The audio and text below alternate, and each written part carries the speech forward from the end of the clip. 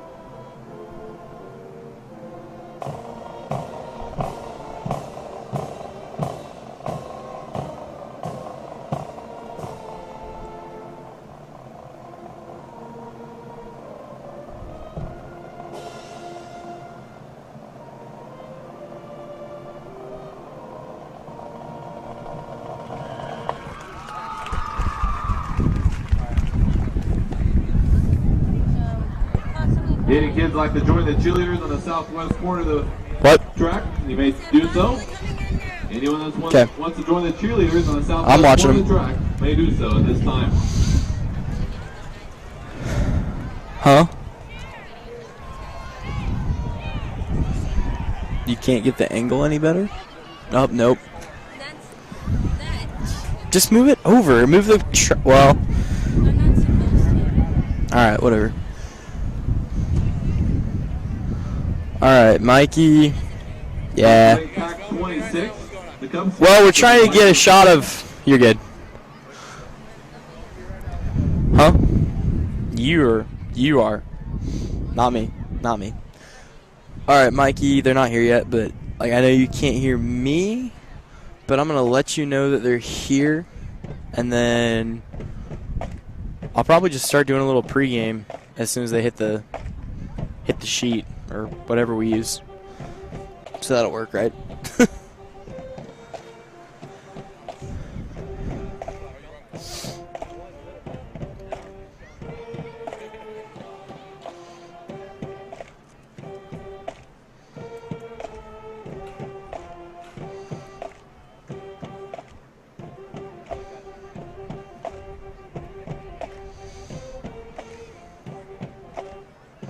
I'm trying to remember who the starters are. I know it's Schlesner at quarterback. I think Bescher's running back, but I can't remember. It's gonna be cold doing these in the winter, or not the winter, but like when it starts getting cold outside, and we're up here. Huh? It won't be that bad. Just bundle up. I wonder if we get free hot chocolate as broadcasting class. I think that should be a thing. There you go.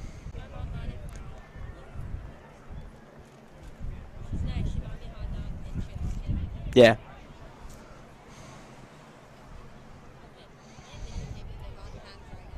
What? Maybe you should stop doing that.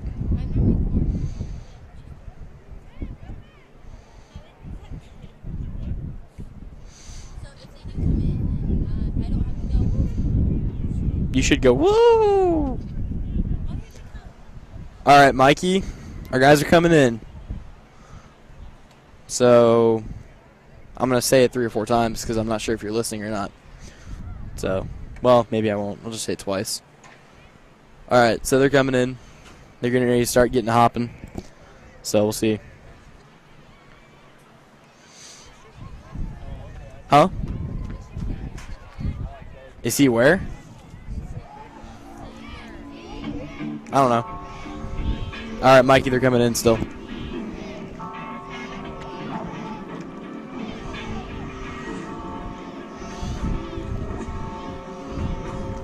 Hopping it up.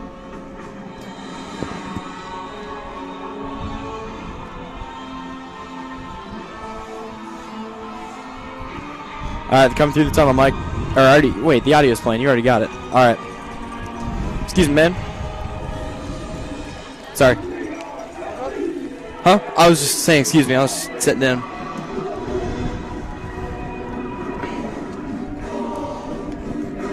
All right, ladies and gentlemen, welcome to Southeast of Saline Trojan football.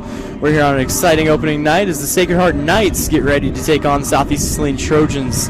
And here at home, Southeast looking for a little revenge after what happened last season.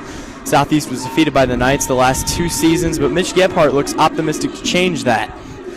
Trojans now heading off to the sidelines, and we're getting ready to get this started. We'll be back after a short break.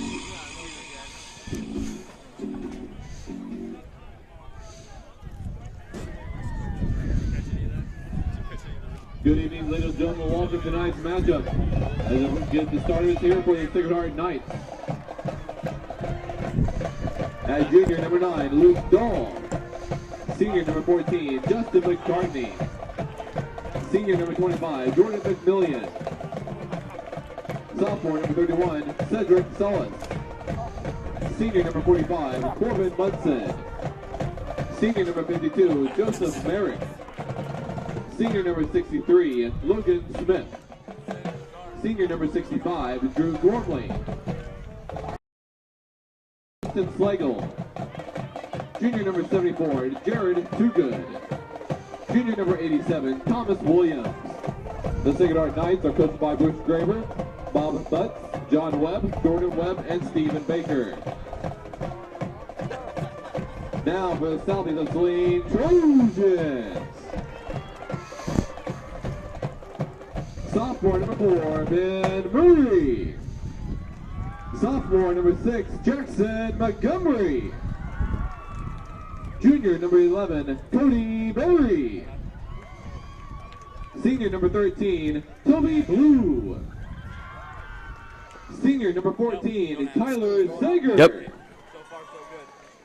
Senior number 22, Caden Bescher. Junior number 44, Tanner Thaxton. Junior number 46, Easton Montgomery. Senior number 63, Lucas Doctor. We get the ball. Senior number 77, Carlos Henry. Senior number 78, Aiden Murray. Southeast of Saline Trojans are head coached by Mitch Gebhardt, assisted by Trenton Douglas, Brad Edwards, Ken Jacobson, and Chance Patachik.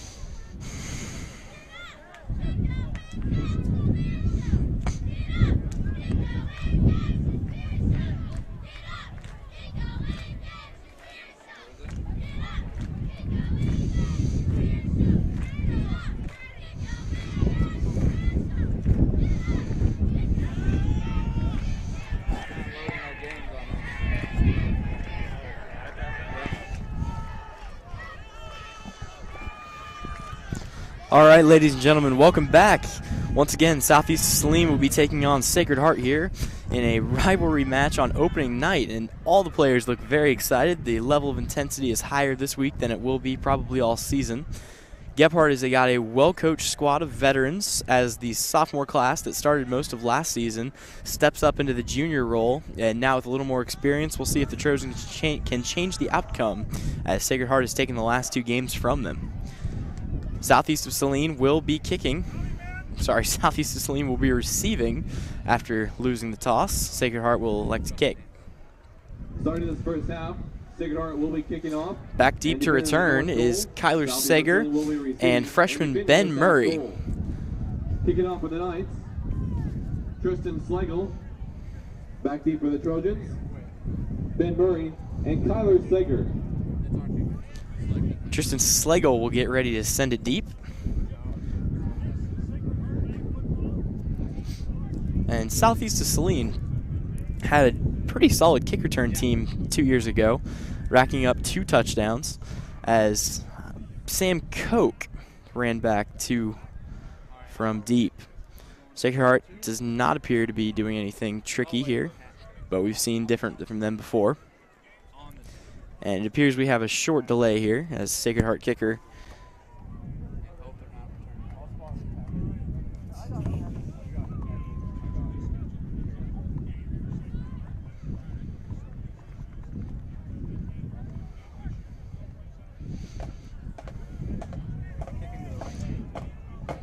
All right, kicker Drew Gormley getting ready to send it deep.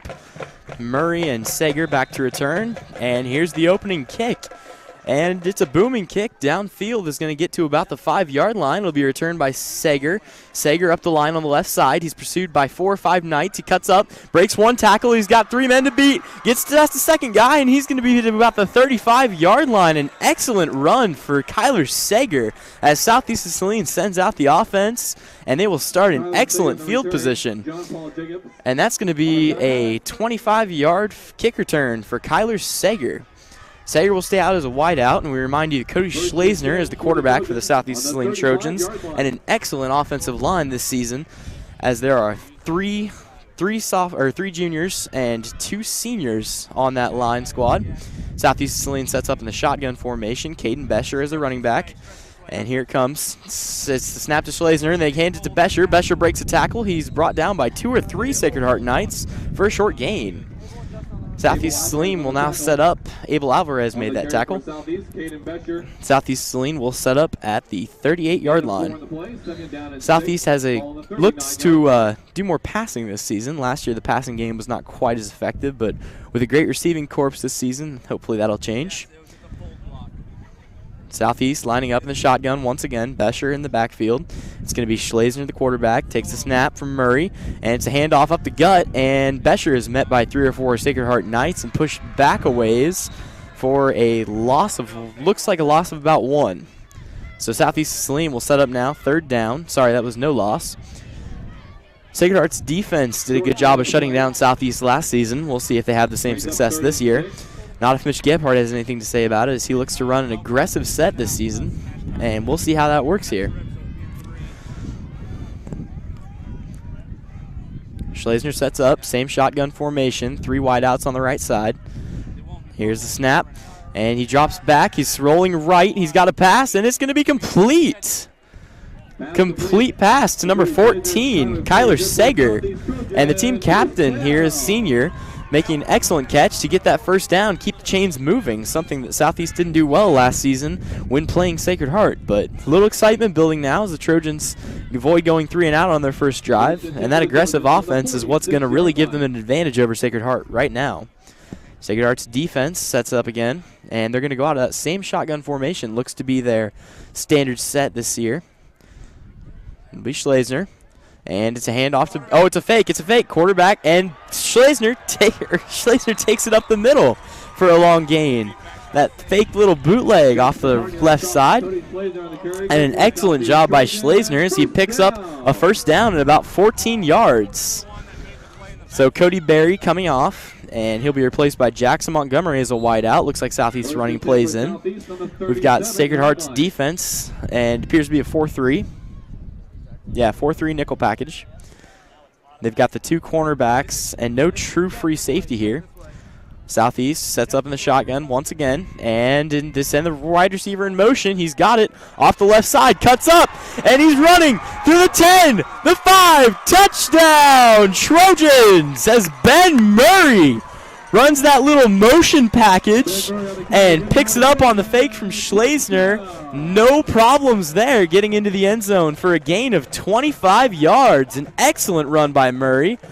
And that is going to be Southeast's first touchdown as they are on the board early, leading the Knights 6-0 here. So an excellent little play package, and Mitch Gebhardt calling a good game tonight as we've continued to move the chains. Mr. Couchman is watching and says the audio is coming through great. All right. We're working on the video. Southeast now sets up for the extra point. And it's going to be Kyler Sager, the 3rd-year kicker. He's a senior this year. And here comes the snap. Kick is up, and no problems. Kick is good for the extra point. Trojans take an early 7-0 lead, and Sacred Heart's going to need to get on the board if they want to stay in this game. Southeast of Saline had an excellent drive there. Just seven or eight plays there. And just an excellent job moving the ball upfield. The shotgun seems to be working, and that little jet sweep that they ran there at the end to Ben Murray working excellently. And Sacred Heart defense is really going to have to crack down on that if they want to have a shot in this game. Southeast will get set to kick it away. It'll be Kyler Sager on the kickoff.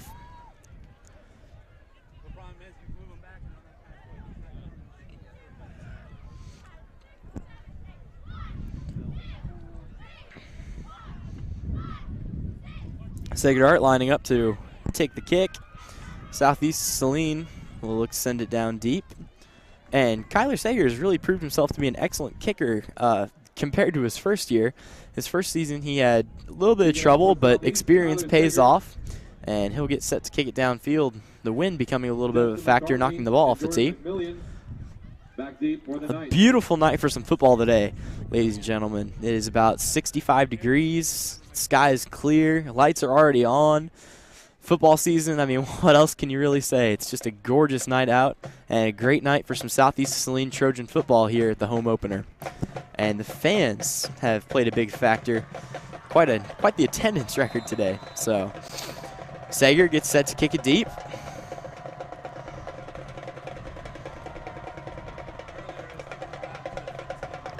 And we're underway. A shorter kick. It's going to get out to about the 20, and it's going to be returned for about 5 yards maybe. Sacred Heart will get set up on offense. And Southeast defense comes out now. Southeast Saline has an excellent defense this season, led by seniors, juniors, and a few sophomores. And the experience looks to hopefully really pay off for them. We'll see how they handle the night's offense.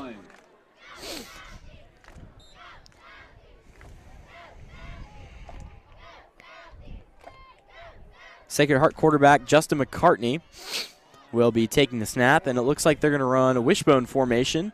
Send one man in motion. Here's the snap. It's going to be a fake run to the outside corner, and he is brought down for a loss in the backfield, loss of about 2, and an excellent job sealing that down by Jackson Montgomery, the cornerback.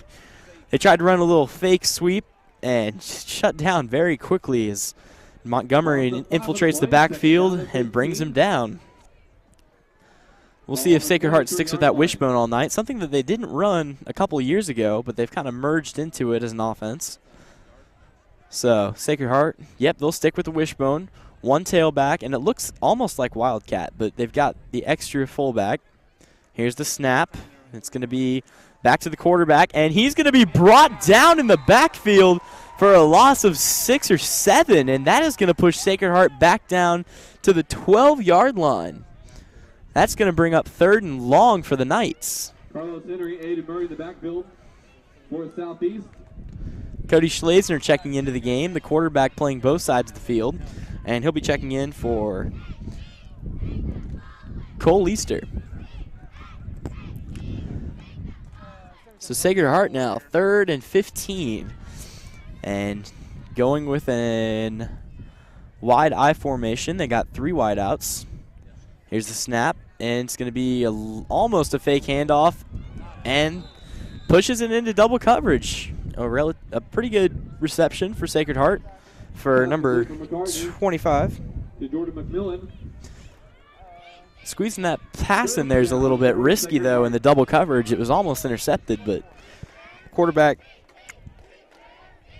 McCartney does a good job of squeezing it in, and it looks like Sacred Heart is going to go for it here on 4th and 23, and a flag will be down. And the flag is down. A little deliberation among the refs and players. We try to figure out, and they're going to bring it back. So Sacred Heart's going to lose 5 yards here for having an illegal formation.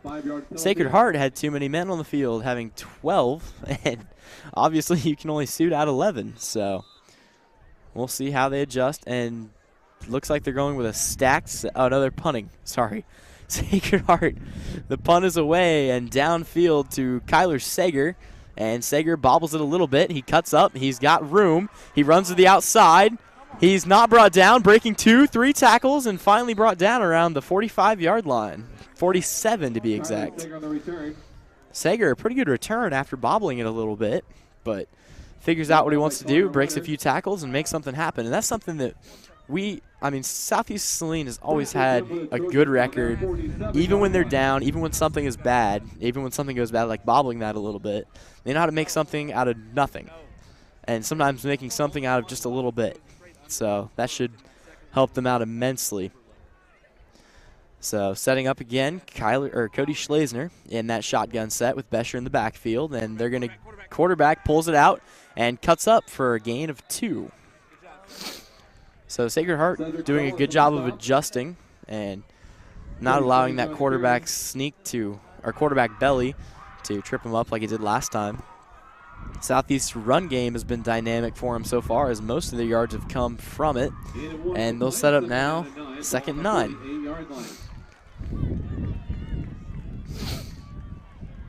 Back in the shotgun. And like I said, that Trojan line has just been holding so well today. 3 wideouts on the right side, and they still have 1 on the left side. It's a bubble. And they've got the screen pass out to the screen pass to Sager. And he's going to go for a gain. That should be enough for a Trojan first down. And actually, it looks like it's going to come up just short. Nope, it is going to be a first down. Didn't even have to pull the chains out for that one. A great little screen route to Kyler Sager. So, impressive set so far for the Trojans, and that offense has really been showing itself as a weapon. Now they line up in the I formation, and here it is. It's going to be quarterback option. He goes to Bescher, and just poor tackling. I mean, they're getting men to the ball carriers, but they've got to actually get them wrapped up and bring them down if they're going to have any success today. Trojans continuing to just pound the ball in up the middle, and though it's just a gain of 2, yards to yards. Trojans come out once again, and they switch back to 2 wideouts left side, 1 right side, and a tight end. Back in the shotgun. It's the handoff to Caden Bescher. Bescher up the left side. And a good job of tackling. And that's more what we need to see from Sacred Heart if they're going to have any success in this game. Wrapped him up and brought him down for a short game. So Caden Bescher having some success with the run game. We'll see what Sacred Heart decides to call now for a defensive set. 3rd down and 5. Ball on the 37-yard line. 3rd and 5 for the Trojans now. And they're back to that same shotgun set. They're not going trips. They're just going to go standard. And Southeast's addition of the tight end this year has really helped them out, I think, at least so far in practice. It's going to be pulled up by Schlesner, and it's just for a short gain. And it's not going to be enough for a first. We'll see if Gebhardt wants to risk the 4th down and the turnover. It's too short, realistically, to punt it away as the ball is at about the 36-yard line. It's going to be 4th and 3 for Southeast, and they're keeping the offense out there. And I completely agree with Gebhardt on this one, as punting it away at this point would almost just be a waste of a possession with the way the Trojans have been moving the ball downfield. Southeast Saline lining up in the shotgun once again. They will go trips. Watch for the pass here. Here's the snap by Schlesner, and it's going to be a screen. No, it's a fake screen, and he pulls up, and just a bad job of tackling. Schlesner looked like he was going to throw the screen pass, pulled it in, and ran it, something we see in the NFL with teams like Seattle and San Francisco with the 49ers and Seahawks, but it's going to be enough to pick up the first down, and Southeast offense will stay on the field. Checking in is Jackson Montgomery. So a good possession so far. Southeast managed to move the ball down the field. Going for it on 4th down and converting is huge. Schlesner lines back up in that shotgun. Bescher in the backfield. 3 wideouts as usual. And it's going to be a run play. Schlesner's just going to keep it and pick up a short gain, maybe 2 yards. So Southeast of Saline continuing to do a good job of running the ball. And the run game is something you really have to establish if you're going to find any success. You find this at all levels of football.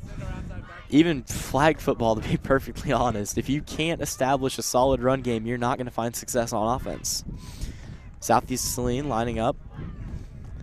And that line, as I mentioned before the game started, has really been holding solid so far.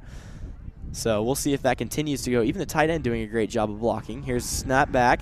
It's back, and he's got a man in the corner, and, just knocked away. A little bit of a risky throw downfield to Kyler Sager. Would have gotten them to about the 2-yard line, but Schlesner had a good throw on it, and we have flags down on the field. I don't think that would be enough to warrant pass interference. It looked pretty clean to me on the defensive side for Sacred Heart. But we'll see what the officials think here in a moment. And they're actually going to take the Trojans back. We got a holding call. So it'll be brought back to the spot of the foul, which is the 44-yard line. And penalties, not generally a problem for Southeast Saline. Not too concerned about it this season, but they do need to keep all of those fundamentals in check if they want to have success on offense, defense, anywhere really. The snap to Schlesner, and he's going to keep it, and he's going to run. He's up the right side, and not brought down. More poor tackling from Sacred Heart, and this is going to get him from about the 44 to the 29-yard line. This shouldn't be enough for a first down. It looks like the chain gang might be moving out on this.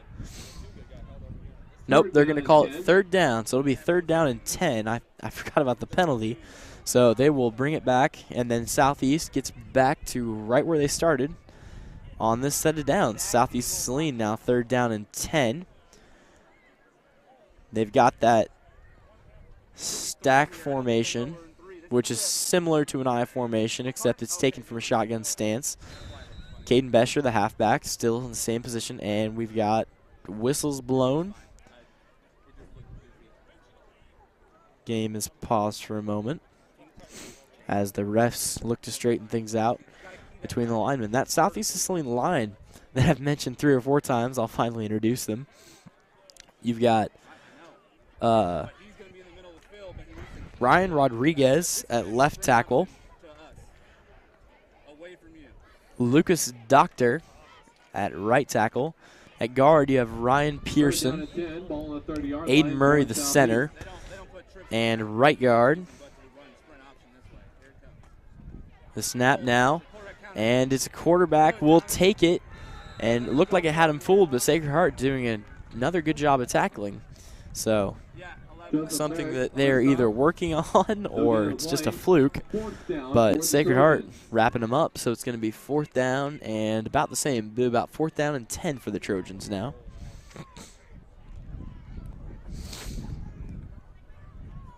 Southeast will set back up in the shotgun. They've got 3 wideouts. Sacred Heart lines up. They've got a little screen option if they want it, and just a rough throw by Cody Schlesner. Not really sure where he was going with that. He either overthrew East Montgomery or underthrew Caden Besher. Or not Caden Besher. Underthrew Jackson Montgomery. Southeast will now put the defense out on the field to see if they can stop the Sacred Heart Knights, as that will be a turnover on downs as Southeast fails to convert on fourth down. Score remains 7-0. Sacred Heart lining up in a different formation. It looks like they're going to come out of the eye. A wishbone wasn't working. It's going to be a handoff and going nowhere on the play as the Southeast Saline defensive line gets in there, and that was tackle Carlos Henry. Sorry, linebacker Carlos Henry. A good tackle, and that'll take Sacred Heart back 1 yard. Trojans have the defensive coordination of Coach Chance Potachik, and setting up now. Same set as they had last year, but like I said, the experience is really going to come in handy. The snap now, and it's going to be handed off to Abel Alvarez. And absolutely nowhere to go up front, as Southeast Saline's line has really been the key on both sides of the ball. Another tackle by Aiden Murray.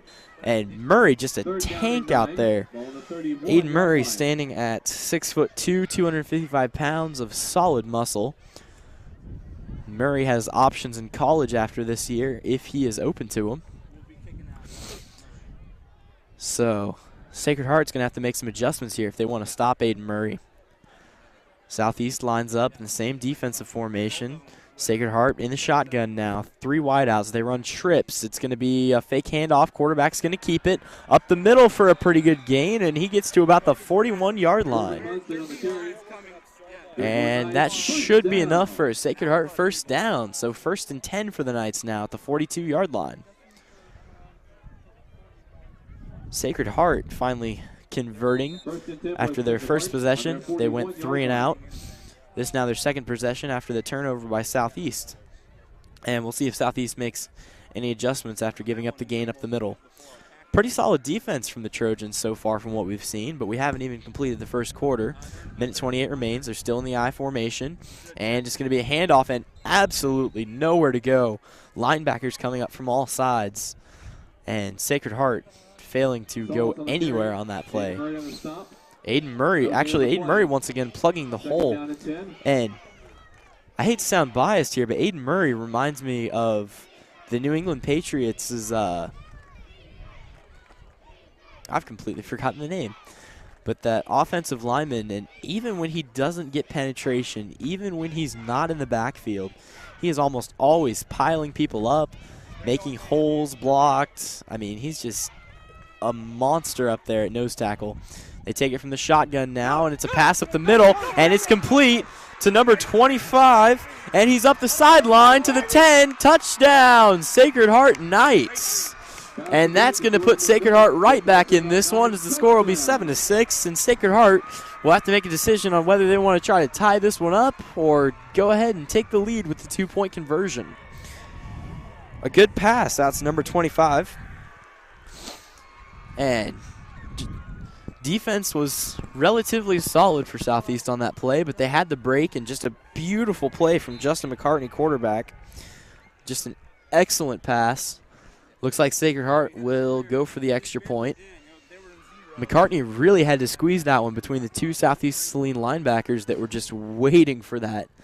And an excellent throw by him. The kick is up, and the kick is going to be good. It is tied up here, 7-7. 34 seconds remain here in the first quarter. Southeast Saline will set up on offense and see if they can take the lead again. And I know I said it a few times, but an excellent job by McCartney there. That was just a beautiful pass and catch by wide receiver Jordan McMillan.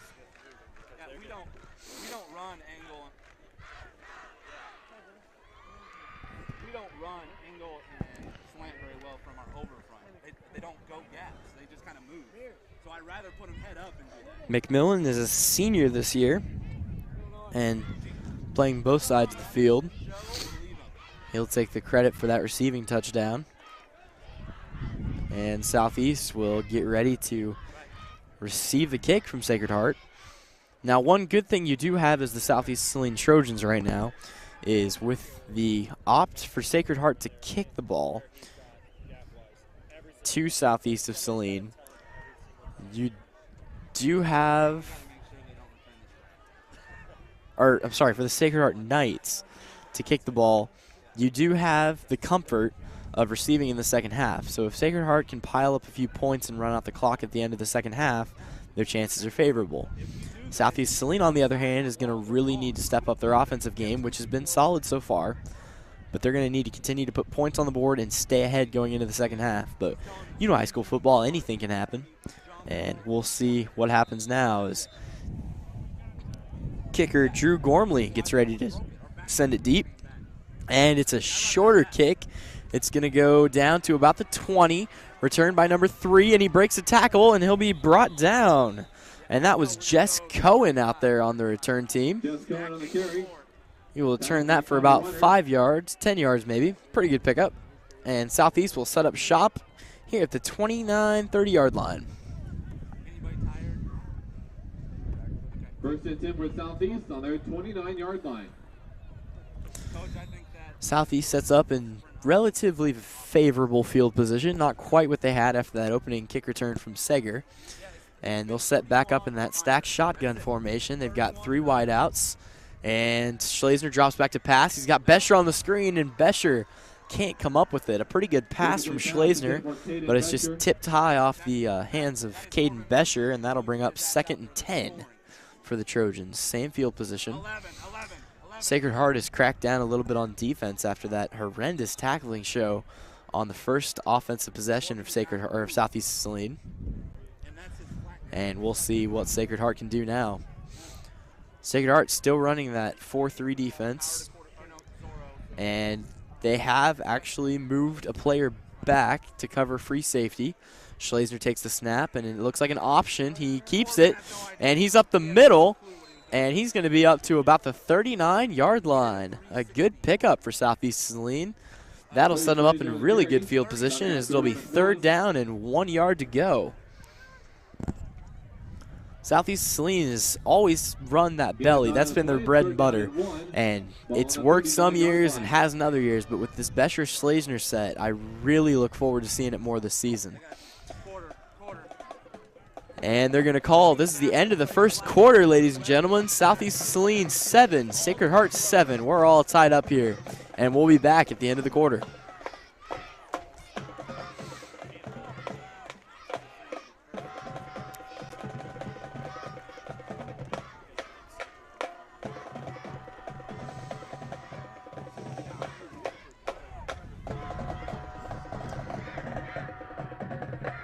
Hello.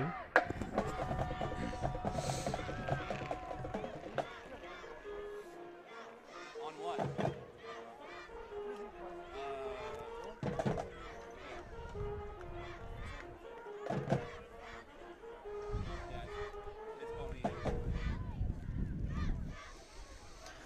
All right, ladies and gentlemen, welcome back for the second quarter of opening day here, and we've had an exciting start to this game. Southeast and Sacred Heart both scoring a touchdown apiece. Southeast coming from a quarterback option play, essentially, and Schlesner ran straight up the middle and took it to the house. Sacred Heart had a beautiful pass to Jordan McMillan from quarterback Justin McCartney up the middle for a long gain. Southeast Saline will now set up on the other side of the field. Still in the shotgun at the 38. It'll be 3rd down and 1, picking up right where we left off. And Schlesner hands it off to Bescher, and Bescher will power it upfield for a few more yards. So that should bring up a Southeast Saline Trojan 1st down now.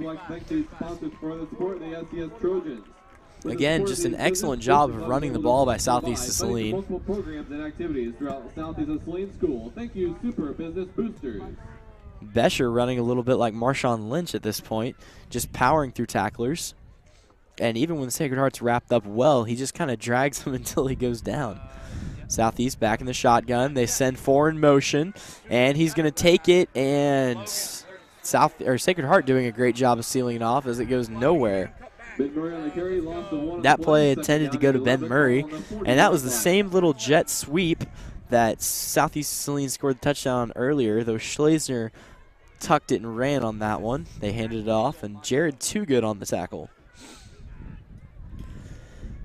So now looking at 2nd down and 11 yards to go. Southeast Saline sets up in the same shotgun. Now they haven't really used that tight end much for passing, but if you watch that left side, and here's the option play, and Schlesner gets a good run, and he's up to about the 46-yard line. But you notice that tight end for Southeast Saline, and it's alternating between Tanner Thaxton and Easton Montgomery, both juniors, have done an excellent job of blocking. And what that essentially gives you as a football team is a 5th or 6th lineman. And with the solid line that Southeast Saline has, adding another person that can block down there is excellent, especially when Easton Montgomery and Tanner Thaxton both had lineman experience in their earlier high school years.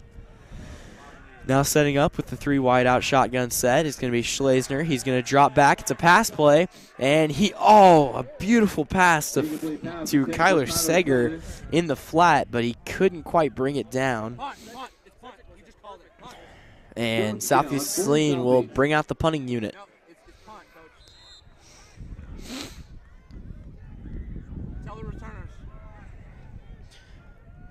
Southeast Saline punter Easton Montgomery will see what he can do here. Sacred Heart has 2 men back deep to receive.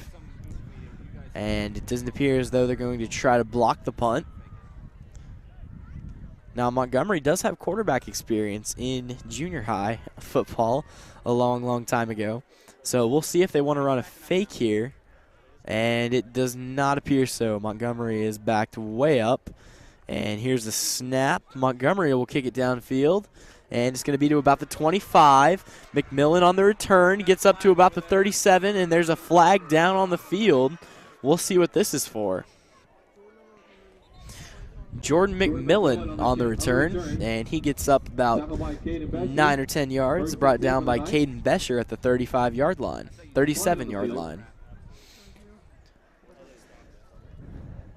We'll see the refs coming together to deliberate as to what the penalty was for, and it's going to be holding on the returning team. So Sacred Heart will be taken back another 10 yards, and be honest, ladies and gentlemen, I've watched a lot of football in my day, and return penalties are the worst. Kick return, punt return, you get brought back so much further, and it can really be the Achilles heel of a team, especially if it happens very often. So Sacred Heart now setting up a little bit further than where the kick was, or than the punt was fielded, and they will set up now at the 20-yard line in about touchback range. And I apologize, that was a block in the back penalty on Sacred Heart. Southeast sets up on D. And it's going to be a handoff to Alvarez. And Alvarez up to about the 27-yard line. Abel Alvarez, the sophomore for Sacred Heart. And he is the starting varsity running back this year. Got to be exciting for the young man out there. So, see what Sacred Heart wants to call here on second down and about 7 yards to go. Sacred Heart lining back up in the I formation. We have not seen the wishbone since that interesting little set of downs on their first possession. And here's the snap. It's going to be a handoff to Abel, and nowhere to go for Alvarez as 4 or 5 Trojans show up to shut the play down. Sacred Heart setting up now, and it's going to be about 3rd and 3 for the Knights. We'll see if they want to run or do something a little more aggressive, but either way, Southeast Saline has a very important down right now that they need to take charge of here on defense.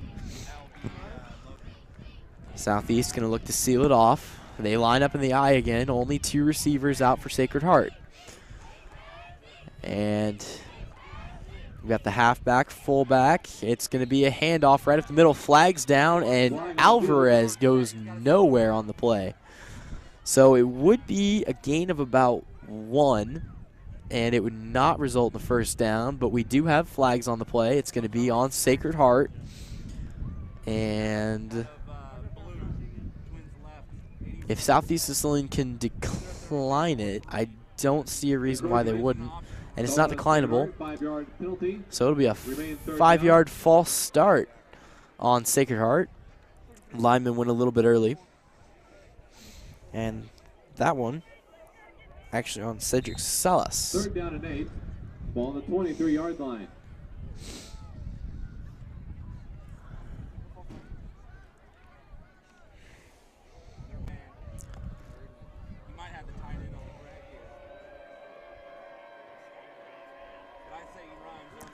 So the snap now, and it's going to be way out, and he's going to try to tuck it and run. He's up the sideline and hit hard down at about the 30, and they're going to come up about a yard short there as Sacred Heart not able to convert here on 3rd down.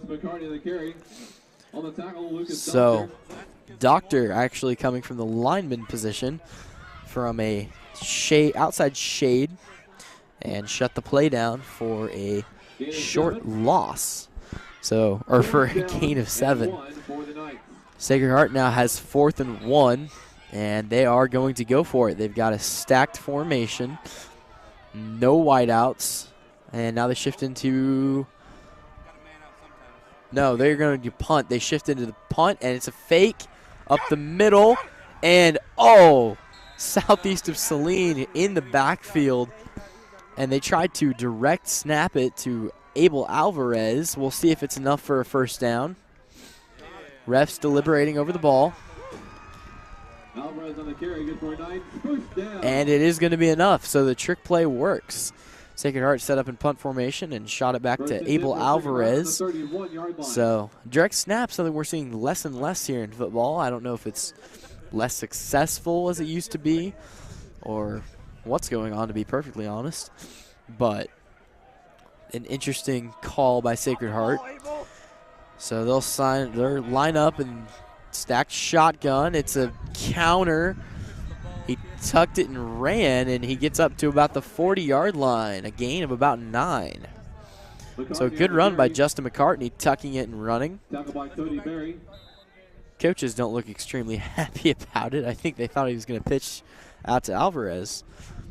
But a good gain for them, gain of 8, by the way. And they'll set up now for 2nd and 2 at the 38-yard line. Second down for the Knights. Sacred Heart back in the eye, Southeast in the same defensive formation as they always are. 2 wideouts for the Knights. And here's the snap, and it's going to be handed off and immediately brought down by Aiden Murray. Murray shucks off his man, wraps up Alvarez, and just pulls him down. Or sorry, Salas. So going nowhere on that play was Cedric Salas. And Southeast awaits another play. It'll be 3rd and 3. The Knights have been moving the ball better on offense than we saw on that opening drive. Now back in the eye, probably looking to run. They've got a wide out to either side, and it's going to be a fake, double fake. It's going to be a pass, and it's a little screen going nowhere as Ben Murray brings down the tackler, Alvarez, on that little screen pass. And it's going to be 4th and 3, no gain on the play. Pass complete to Alvarez. Loss of 2 on the play. Sorry, a loss of 2 on the play. For the Knights. So it'll be down to about the 37-yard line for the Knights. They set up and punt again, and it looks like they're actually going to kick it away. Kick downfield, a little shorter than expected, and he's going to leave it. So essentially a fair catch, as the kick didn't quite go far enough for Sager to get a good return on it. And they will set up at the 28-yard line, Southeast Saline now. 1st and 10 for Southeast on their 28-yard line. Trojans have 1st and 10, and the score is still 7-7. Southeast needs to make something happen before the half ends. As I said, Sacred Heart will be returning the ball if you're just tuning in. Sacred Heart will receive in the second half. Southeast lines up, trips shotgun. They've got 3 wideouts to the right side, 1 to the left, and they have the bubble in play. Here's the snap, and it's Schlesner. He's going to tuck it and run, and wrapped up and brought down for a loss. And he is dropped dropped in the backfield. So a little bit of a busted play. Sacred Heart doing a great job of covering out all the wideouts for Southeast. And trying to tuck it and run didn't quite work for him. Drew Gormley on the tackle. Southeast to Saline now lining up. 2nd and 11 on the short loss. Still in the same shotgun formation. 2 on the right. And it's going to be Schlesner. He's going to tuck it and run. And he's going to get up about 5 yards to the 35-yard line. Good run by Cody Schlesner. And it will not be enough for a first down. Southeast Saline needing to get another 4 or 5 yards here. So Southeast, 3rd down for the Trojans. 3rd down and 4 for the Trojans. Sacred Heart's defense has definitely improved since the first end. We've got no flags. We have whistles down on the field. And a Sacred Heart timeout. Timeout. Sacred Heart. So Sacred Heart taking the timeout. It looks like the defense was not set as Southeast ran a double tight formation, 2 tight ends on that play, and didn't quite get the snap off because Sacred Heart didn't have it covered well enough. Sacred Heart decides to reset. This is going to be a big play for Southeast Saline here on 3rd and 4, as they really do need to make something happen here before the half. They've got a ways to go, but we'll see what they can do here as the team gets some water. Injuries for the Trojans have been limited in preseason play, as only Daniel Sparacino, lineman senior, and Lane Smith, backup running back, have been injured. So Southeast Saline fortunate to stay very healthy. 2 years ago, Southeast Saline was plagued with injuries, as they had 21 men on the sideline at some point in the season for injuries, anywhere from ACL tears to concussions. It was a mess. But the Trojans have been very fortunate this season, and it looks like the Knights have been also. I don't see anybody out of uniform on the sideline. We'll get all ready to go. Southeast of Saline will move out of the double tight formation. They don't have that set up. And it's going to be Schlesner. Schlesner drops back. He rolls a little bit to the left. Pass up forward, and it's going to be to Sager. Sager jukes out somebody. Jukes out a defender, and it's going to be a Southeast Saline first down. He had receiver Ben Murray a little further down the field, but Murray was well covered and just gets it up to Sager. Sager moves out a defender. So Southeast sets up shop now on the 46. 4 minutes remain. Back to the shotgun, and it's dropped back. It's a long pass down the field for Kyler Sager, and he almost had it. Sager jumped out, got a hand on it, but couldn't bring it in. And Southeast of Saline almost had a big play there, but could not quite convert. It'll be 2nd and 10 now for the Trojans. Southeast Saline's pass game has looked very sharp from what I've seen so far today. They've completed quite a few passes, one deep, and as long as they continue to establish the run game, they should be all right. Schlesner lines up alone in the backfield, 4 wideouts and a tight end. Here's the snap, and Schlesner's running it up the middle, and it's just going to be a short gain of about 4 for the Trojans. Not sure what Schlesner was doing there, as Sacred Heart was a little bit out of formation. Apparently Gebhardt didn't see it in time, or somebody didn't see it in time, but opting to run. Schlesner gets a short gain. It's going to be 3rd down and 8 now to 48. And Southeast lining up in the same formation. It's Schlesner alone in the backfield. And it's going to be a Sacred Heart timeout. Sacred Heart was far out of position with that defensive setup. And at least one receiver, if not a receiver and a tight end, were going to be left wide open. Did Sacred Heart decide to run? Mitch Gebhardt calling a great game today, as more often than not, his look at the sets and his help from up top from all of his coaches has really come in handy. Coach Chance Potocik and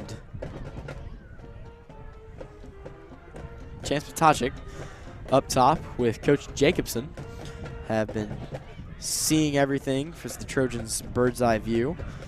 And Trenton Douglas, head coach Mitch Gebhardt, of course, and Coach Edwards are down on the field. Edwards is a motivator. Edwards is always down there firing up the team, and it's just always great to have somebody like that out there. Trojans are sent back out on the field. We'll see if they change anything now that Sacred Heart will make adjustments to their defense. But it looks like they're going to stay in the same set. They're sending the running back, Caden Bescher, out as a slot receiver. So 4 receivers for the Trojans, 4 receivers, 1 tight end. See if the pass block is going to be as good here as it has been. Schlesner's had all day to throw on multiple occasions, and here's the drop back. And he's going to have to outrun somebody. And, oh, a fumble. And, oh, no, it looks like Sacred Heart is on the ball. Schlesner almost recovered it. There is a flag down on the field. And we'll see what the penalty was for.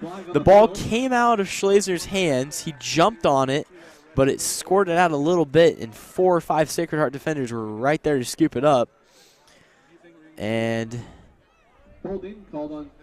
it's going to be a holding call on Southeast of Saline that will be declined, and it will be Sacred Heart ball on about the 50-yard line. An unfortunate turn of events for the Trojans. And turnovers, something that a team cannot afford. I don't care who you are. If you're the best NFL team or if you're anybody, turnovers will kill you. We'll see if Southeast Saline can hold for another 3 minutes and 23 seconds, their first turnover. But allowing Sacred Heart to score right now is not going to bode well for the Trojans, who will, like I mentioned before, be kicking off in the second half. Knights, and here's the snap. It's going to be a quarterback keeper. He's sealed on the outside and brought down right about at the line of scrimmage. And that was out of a little trip back set. Aiden Murray pursuing his man and knocking that down for a loss of 3. Second and 13. Aiden Murray has really been the X factor on the Trojans defense. The whole defense has been incredible tonight, but Murray has just been making something happen on every single play that he has been in on, and it has really helped the Trojans out. Sacred Heart lines up in the I formation again, and here's the snap, and there's a flag on the field. Looks like somebody went early. And not entirely sure. It looked like a false start. And yes, it's going to be a false start on the Knights, or encroachment on the Knights. And that's going to take it back 5 yards to about the 42-yard line. Sacred Heart has 2 penalties today. Southeast Saline has 2. And sometimes winning the penalty game can help your team out, especially in a high school game when every yard counts. 2 minutes and 40 seconds remain here until halftime. Sacred Heart Knights lining up in the shotgun. Justin McCartney, Abel Alvarez to his left. McCartney takes the snap. It's going to be a pass, the same pass that would have gone to the same McMillan pass over the middle that got them the touchdown earlier, but it was incomplete as Southeast Saline had good coverage on it, got a hand on it, and it'll be 3rd and 18 for the Knights. And between that loss by Aiden Murray's tackle and the penalty, Sacred Heart has dug themselves into a deep hole here on 3rd down. After the incomplete pass, clock is stopped, 2 minutes 37 seconds. Sacred Heart lining up now. Back in the shotgun, 2 wideouts, 1 on the right side. They've got the tight end, but we have yet to see him out. And tight end runs. It's going to be, and almost knocked down, almost intercepted. There was a lot going on in that play. Ben Murray in the backfield on the blitz. And McCartney was hit as he threw. So McCartney went down. The short pass almost fell into the hands of right off right tackle. So now 4th and 18. Southeast doing a great job of forcing the Knights out 3 and out. And there's a hand on the punt, and it goes short. Southeast of Saline will pick up at about the 47-yard line. So a hand got on the punt, went a little short. No fair catch called. Unfortunately, Southeast got on the ball. And that'll bring up 1st and 10 for the Trojans, who need to begin moving the ball downfield. Southeast of Saline lining up. Low, Schlesner's all alone in the backfield. He's got the pass defense. 4 wideouts. And here's the snap to Schlesner. Clearly a pass, rolling out right. He's got Sager on the right side, and so Sager trying to make a move and just slammed to the ground by the tackler, Jordan McMillan. And the Trojans enter the... Trojans are going to go no huddle after the completion as the clock ran out. And the clock's running out. About 2 minutes left. They're going to try to get a playoff before the 2-minute warning. They do. Schlesner's got the screen out right side, and just trucking the cornerback is number 22, Caden Besher. Besher did an excellent job on that. He was wrapped up, but just pressed forward and picked up another 4 or 5 yards. Trojans still in the no huddle. And here's the shot. Yep, out of shotgun once again. Here's Schlesner, rolls back, dodges a tackle. He tucks it, and that's going to go for about no gain. Nothing was really open for the Trojans, and the clock will continue to wind down. Trojans will go ahead and take a timeout, stop the clock, and they will see if they can score here. Trojans' pass game, as I said, has really been relatively solid, but they could definitely be doing better. Their completion percentage is not the greatest right now, but anything's possible, and one big gainer could be all you need at this point. Trenton Douglas walking off the field, leaving Mitch Gebhardt to get the troops ready. Sacred Heart will be making adjustments to their defense. And notice the free safety for Sacred Heart, not back that deep. If Mitch Gebhardt wants to send somebody on a fly route or a deep post, that might be open. I could even see him running something cross pattern at this point. So southeast of Saline will line up. Empty backfield for the Trojans. 4 wideouts. Kyler Sager, Cody Schlesner, Ben Murray, and second down and 10, ball on the 41-yard line. Schlesner sets up now.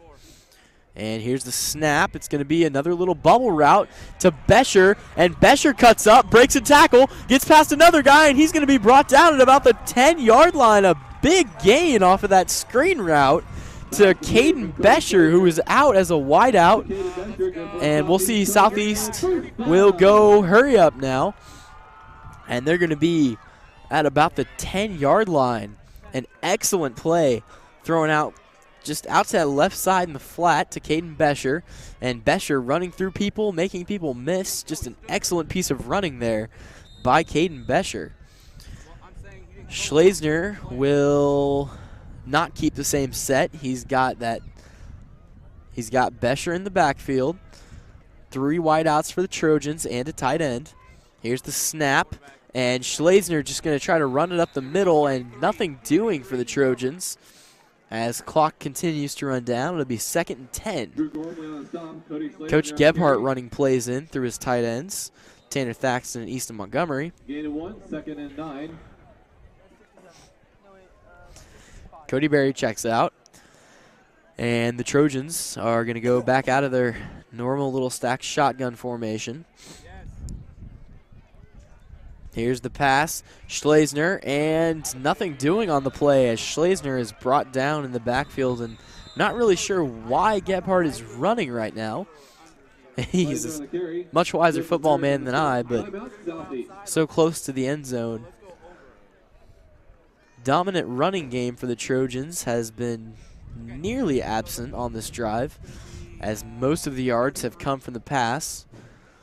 Most of the plays have been pass, but the Trojans could definitely improve that and get things running right now. Sacred Heart has adjusted well to the rush part. And now Tanner Thaxton will come off the field. Easton Montgomery will check in as the tight end for the Trojans. We'll see what Southeast of Saline wants to do here. They have many options. They've got that screen pass has been working well for them. They always have Sager as the deep threat, and though you don't need a deep threat at the 10-yard line, he's a route runner and can definitely cause some trouble back there. Or with Caden Bescher, you could always just try to pound it up the middle, though, on 3rd and 8. I extremely doubt we'll see that. Southeast in a normal shotgun formation right now. They've got the 3 wideouts and the tight end stacked on the right, or they've got the tight end on the right side, 2 wideouts on the left side. And Schlesner will take the snap from Aiden Murray. Here's the snap. Schlesner drops back. He rolls right. It's a pass out to Sager, and Sager's going to be brought down. Touchdown, Southeast of Saline Trojans, as Sager gets into the end zone there. Looked like he might have been brought down at the 1, but Sager leaning in, and Southeast is on the board again, 13-7. And this is what we said the Trojans needed going into the half, as Southeast will be kicking away to Sacred Heart in the second half. They give themselves a little bit of an advantage here, and though the defense has held strong thus far, you can't always guarantee that. So a beautiful little corner out to Kyler Sager. Sager gets ready for the extra point. And Schlesner, the placeholder. Here's the kick, and it's going to be good. Southeast Saline puts the extra point on, and 14-7 will be the score. That little corner route gives Kyler Sager his first touchdown catch of the season. And a beautiful pass it was at that. Schlesner guided it right in there. Remind you once again, this is a rivalry game, and they played on opening night. The first time this has happened since I can remember. Southeast players and coaches alike were very excited to get this one going, especially after the last two meetings ended in a Sacred Heart win. Sacred Heart, I'm assuming, was equally enthusiastic, but have yet to show it completely on the field. So Southeast Saline will kick it away with 36 seconds left in the first half. Now the big key for Southeast Saline is going to be to get a stop here. You cannot afford to let Sacred Heart score on a big gainer going into the half. Sacred Heart still talking to head coach Bruce Graber. And Sacred Heart really hasn't had a true offensive identity. They tried to run wishbone in their first set. The second set, they were shifting between I and shotgun, and the shotgun formation got them the big gainer that led to the touchdown to Jordan McMillan. But they have yet to show a true set that works for them, something that they are going to have consistency in. And Sager gets ready to send it downfield now. And the Trojans will send it away. It's going to be a deep kick back to about the 10-yard line. It's going to be returned by Jordan McMillan.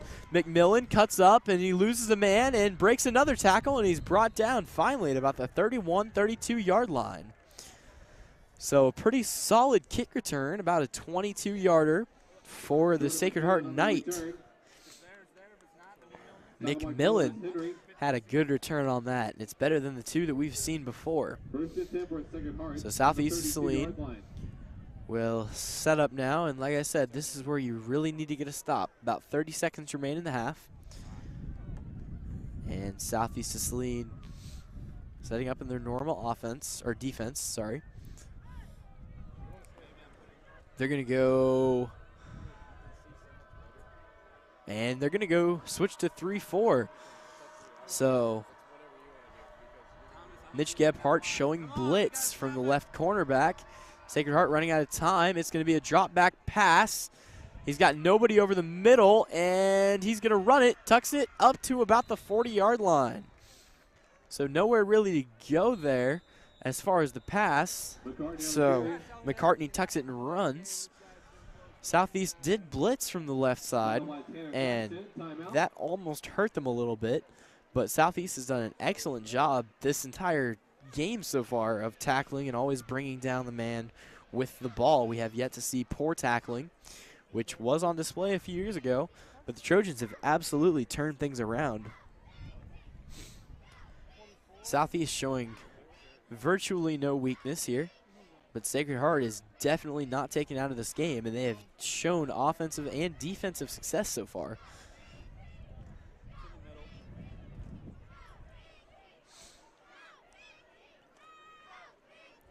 Sacred Heart has called timeout, and they are waiting for the play. 16 seconds left, and Sacred Heart's going to have time to get one, maybe two plays in if they can get the ball out of bounds or call a quick timeout. So Sacred Heart, we'll see how they come out. I'm guessing they're going to have a deep pass play possibly, maybe a little screen, see if they can break it big. But I don't anticipate run here. And it looks like they're going to come out in. It's the Trips shotgun set. Nope, he's motioning him out. So they've got 3 wideouts, 1 tight end. And here it is. It's an option play bobbled by Alvarez, and Alvarez is brought down at about the 38-yard line. And Alvarez looked like he wasn't even really expecting to get the option, but McCartney kicks it out to him just the same, bobbles it a little bit, and the clock will run down. At the end of 1 half, Southeast of Saline leads 14-7.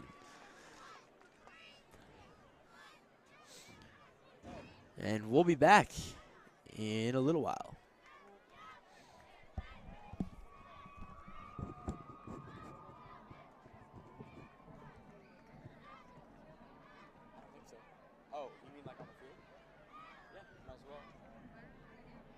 Sounds so much quieter in real life. Should I unplug this thing?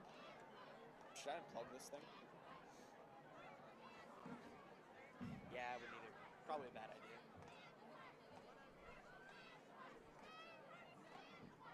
Yeah, good point. So For your halftime entertainment this evening, we'd like to feature the Southeast of Saline drum line. The drum line consists of, on snare drum, sophomore Alan Cole, sophomore Brian Russell, And it's so on boring in cross, there. junior Jacob I'm literally just Armstrong, sitting there like, on bass drum, freshman Jaden So were you Tanner, actually listening to me, or did you just watch on the bass game? drum, half the time I'm sophomore listening, Anna I'm Reese, listening to you, half the time I'm not. junior Tyler Rundquist, Yeah, you're doing good. It was pretty rough. junior Braden Trimble, But You're doing, and sophomore Alex Smith. you're not doing bad. I mean, you just like a couple times you've said things that you just like didn't mean Stopped to, saying, obviously. yeah. Or you just stopped. Well, I mean, you've only got one dude. yeah, If you had a color commentator, and it'd be a lot easier. half my bloody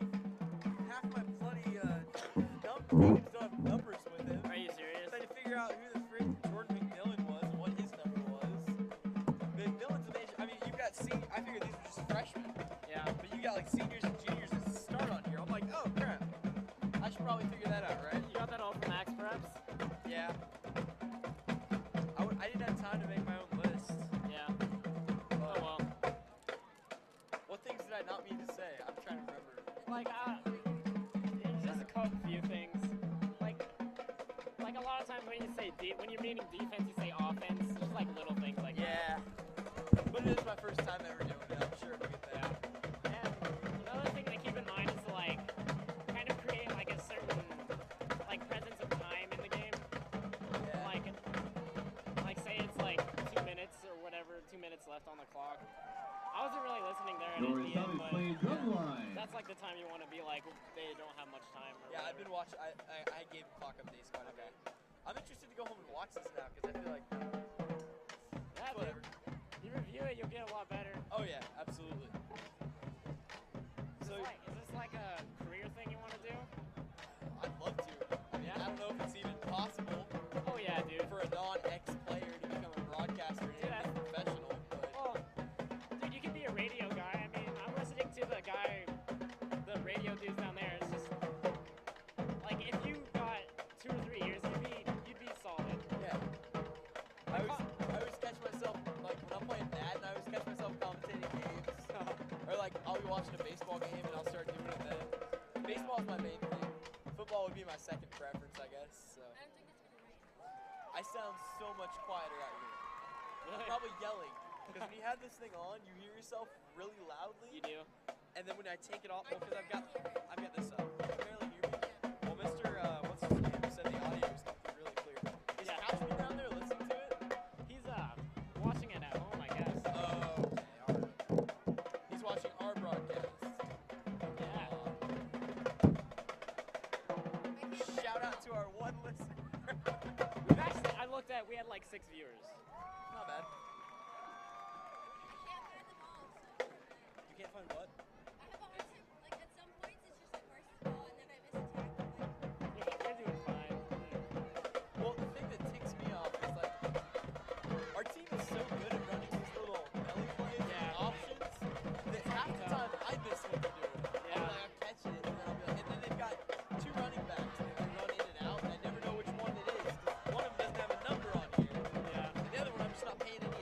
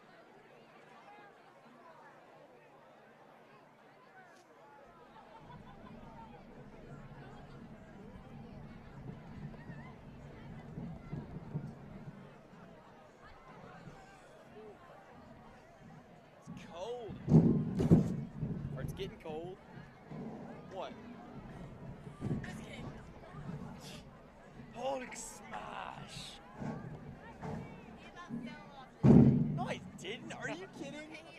I stutter stepped straight forward.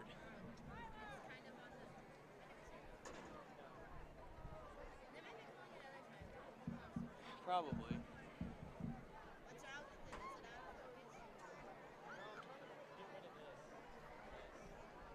Too bad you can't edit out the halftime part.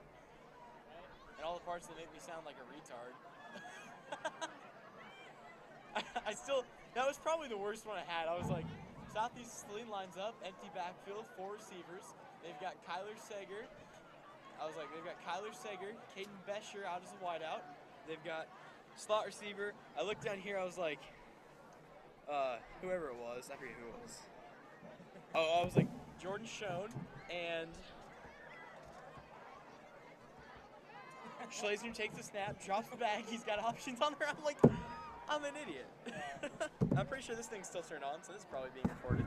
Now you can't hear it. You can't? Oh, good. You sure? Yeah. Okay. I'm still gonna flip this thing out a little bit. There we You go. can't hear it? 'Cause That's we're better. talking about random things up here. It's not even about football. It's gonna be on the broadcast. So I feel like either Sager's gonna be happy with this He'll be and give me an A, or he's Hopefully gonna tell he me I gives me an freaking A. suck, send me to the room to practice for an hour, and then fail me for this entire quarter. If you heard other people try to do broadcasting here, trust me, dude, you're doing fine. Sam and Dakota last year. I never heard them, but the people I heard JD and Creel Smith do it. Yeah. It was pretty bad. Creel Smith. They had no idea what they were doing. All right. And I'm sure, like I said, I'm sure it'll get better towards the end of the year. We Yeah. should just screw these things so they don't work. Is this the Sacred Heart stuff? Yeah, disconnect the Yeah, shit take it. or cross the wires or something. That's for over there. That's to Yeah, that's how talk they to the that's how coach. they talk to the head coach. That's why I'm saying. Yeah. Sells advantage. Just We take the cut the batteries out. communication lines. Just take the batteries Just like the out. Viet Cong. The Viet Cong. Are we the only 3 in this entire class that actually showed up here? I'm Yep. sure Are Sam's we the down only there ones who were somewhere. supposed to show up here? Yeah, we're the Well, ones who were supposed to. yeah. Alright, I wasn't sure We're if the only Sam ones, was but everybody else could have came too. actually doing something or He's what. down. He's probably down there with friends. Alright, cool.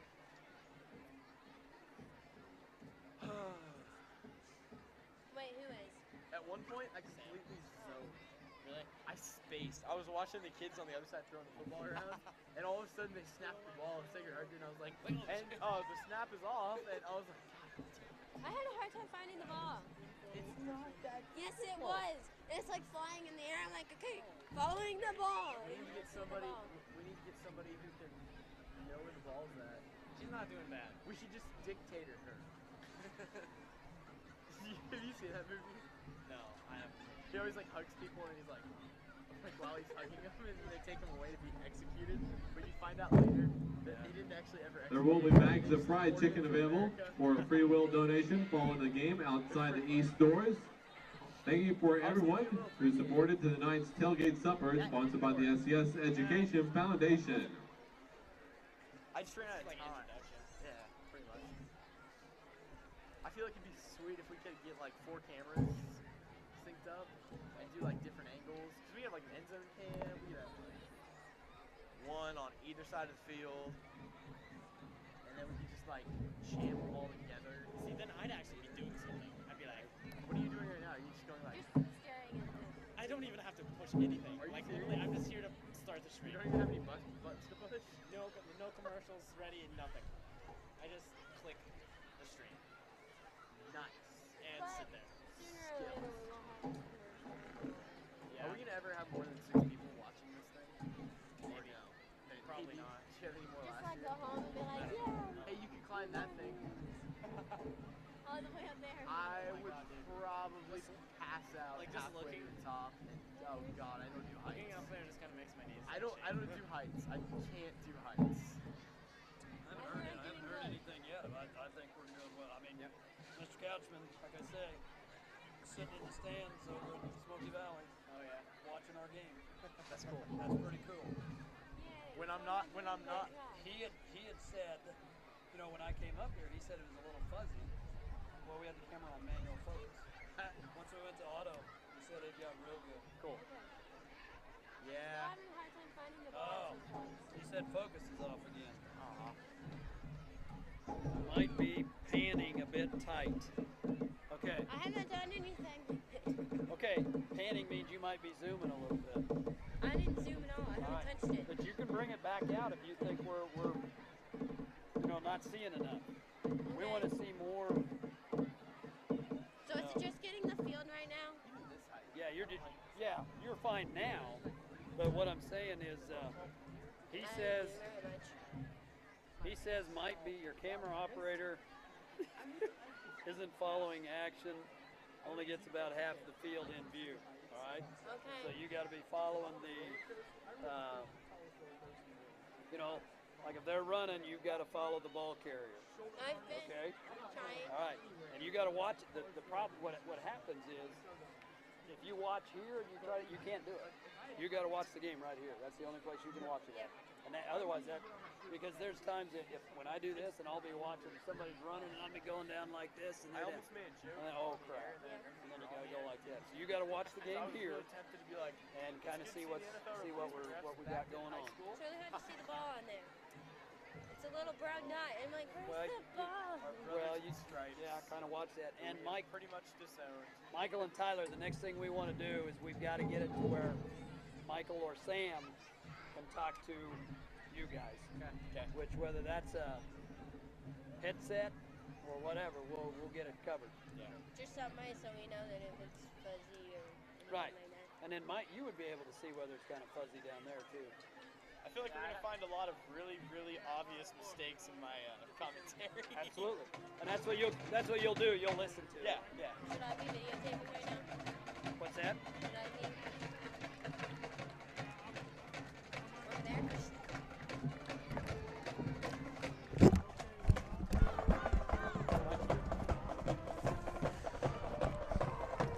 Welcome back, ladies and gentlemen, for another exciting half of Trojan football here on opening night. Southeast Saline leads the Sacred Heart Knights 14-7 as the teams come back out onto the field. And we're a little ways off from second half kickoff. Give a shout out to our principal for giving us some critiques. We're trying to get better. All right. Southeast Saline moved the ball very well in the first half, and Sacred Heart's defense finally shored up there towards the end, but a nice deep corner pass to Kyler Sager put the Trojans back on top 14-7 towards the end of the half. Big shout out to Principal Couchman for giving us a little bit of critique on these broadcasts, and any of our other live listeners for listening in on the game, taking a look at your Southeast Saline Trojans. Coach Mitch Gebhardt, as I said before, called an excellent game in the first half. And really nothing to critique on the Trojans side. They gave up one big play, and that was about it, honestly, on that side of the ball. Aiden Murray continues to be an X factor for the Trojans defense, just annihilating that offensive line of the Sacred Heart Knights. And Sacred Heart's biggest thing to improve, in my opinion, it's the offense. You got to put points on the board if you're going to win games, and Sacred Heart has not done an excellent job of that thus far. Quarterback Justin McCartney has had a relatively good game with one deep pass to wideout Jordan McMillan, and that was the 49-yarder that went in for a Sacred Heart score. Other than that, they have not sniffed the red zone, much less the end zone, and Southeast Saline has gotten into the red zone 3 times, scored twice. They had one turnover on a failed fourth down conversion, but really nothing you could do at that point. You're too close to punt, and you're out of range for a field goal here in high school. So we'll see what Sacred Heart and Southeast Saline decide to do to make some adjustments here in the second half. Second half coming up shortly, and it is brought to you by all of our sponsors here at Southeast Saline. Too many to name.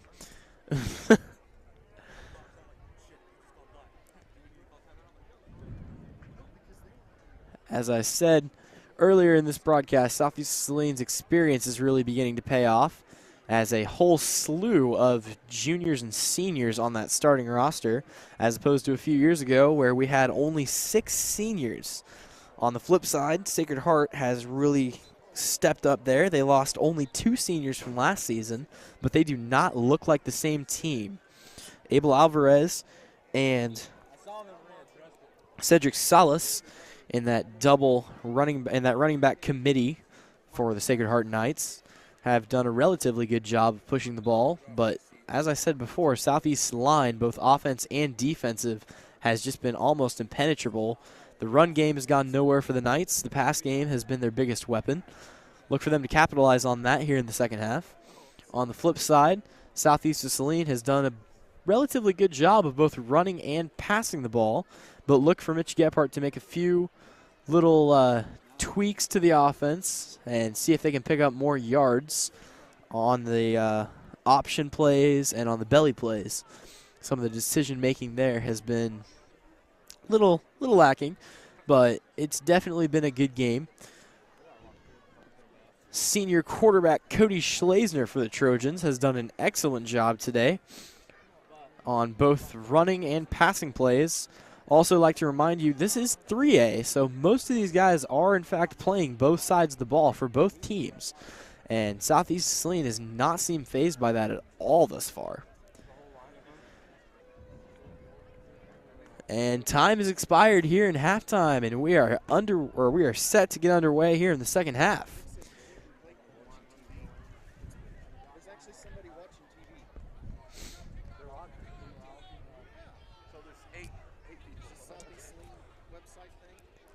Actually, we're streaming live to YouTube. Yeah, they're watching it. So you have at least 2 viewers. Yes. I think we have like 8.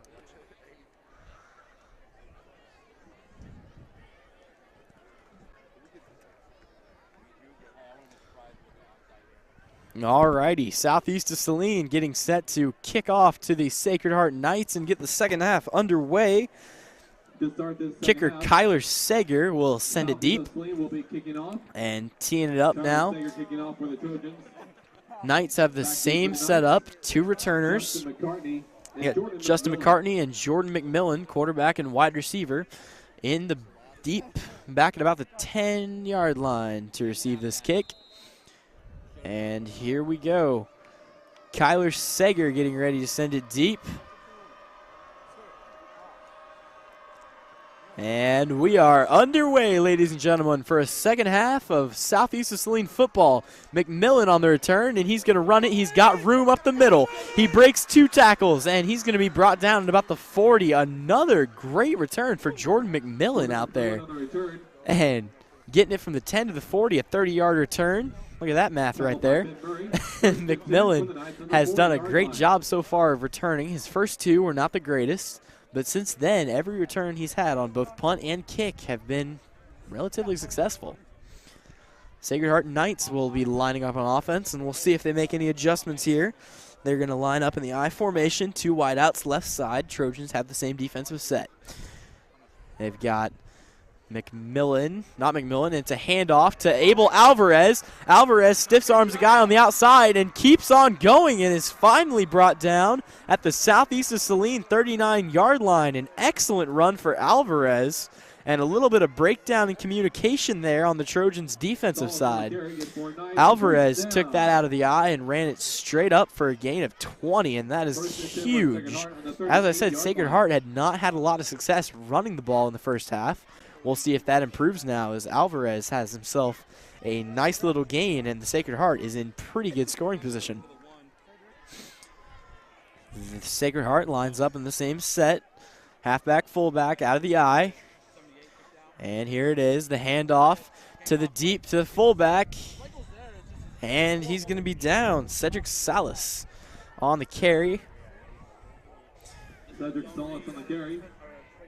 Justin McCartney doing a good job of making sure the handoffs are clean, something we haven't always seen here in high school. But kind of just the fundamentals for Sacred Heart, just going through the motions.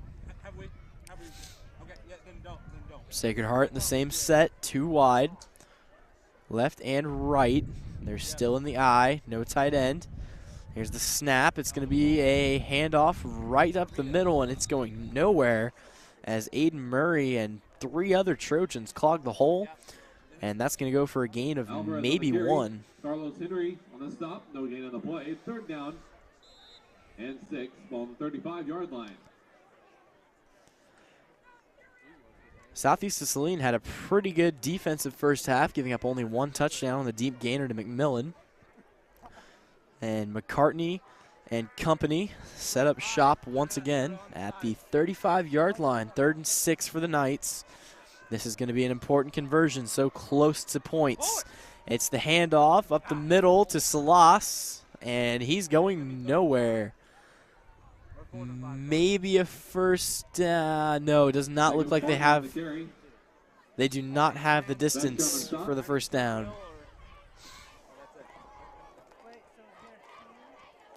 Sorry, Jacob Farber on that carry, who had checked in for Cedric Salas. It is 4th down and 4 now for the Knights. They line up in that trips shotgun. And here's the snap. And it's going to be, oh, and it's picked off. It's intercepted. And an incredible catch by Tanner Thaxton, the linebacker, jumping up and picking that one off. And definitely not what quarterback Justin McCartney was expecting on the pass that was intended for Jordan McMillan. Just didn't get enough air under it, and Thaxton hops up and picks it up with little trouble. So the Trojans will get to set up shop at the 36. It'll be 1st and 10. And the turnover game currently even up at 1-1. The Trojans had that fumble earlier, but Tanner Thaxton makes an incredible play with that interception. Trojans line up shotgun, 3 wideouts. Schlesner will take the snap from Aiden Murray. Sacred Heart on the and the snap is bobbled, and Schlesner's going to make something out of it, and he's up to the 55 or the 46-yard line. Schlesner bobbled the snap, but came back, ran it straight up the middle, broke a tackle, made one guy miss, and would have had daylight if he wasn't slowed down on the little juke. So the Trojans up to the Sacred Heart territory at the 47-yard line. Incredible play. And as I said earlier, turning nothing into something, as that could have very easily gone for a loss. Trojans still in that stacked shotgun formation with Schlesner. Schlesner's going to pitch it out to Bescher. Bescher on the outside. He's got room. Sacred Heart defender trips, and he'll be run out of bounds at about the 45-yard line. And a pretty good pitch out to Caden Bescher. The Trojans' continued ability to just turn those plays that should do absolutely no good for anyone into not necessarily big gains all the time, but you can't lose yards and you can't get discouraged, and those are 2 things Southeast definitely does not do here. 3 wideouts once again. Schlesner takes the snap. Pressure from Sacred Heart. He gets the handoff in time. And Ben Murray taking the handoff will not go very far on that. A gain of maybe 3. And one of the first times today, at least, that Sacred Heart has just been in the backfield of Southeast Saline. That line has really held up well so far. 3rd down, ball on the 33-yard line. Southeast of Saline now with 4 wideouts. They take the tight end out of commission. They still have the halfback in the shotgun. And Schlesner snaps it back, and he's got the hits Caden Bescher in the screen, in the flat, my bad. And that'll take him up to the 40-yard line. It'll be 4th and 6 for Southeast of Saline, as raindrops begin to trickle down onto the field. Not expecting any heavy precipitation today.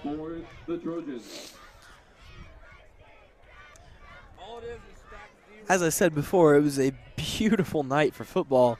And even now, as it gets a little bit cooler, 65 degrees, a little bit overcast at kickoff, and it's just been a great night. Southeast will look to punt it away with Easton Montgomery.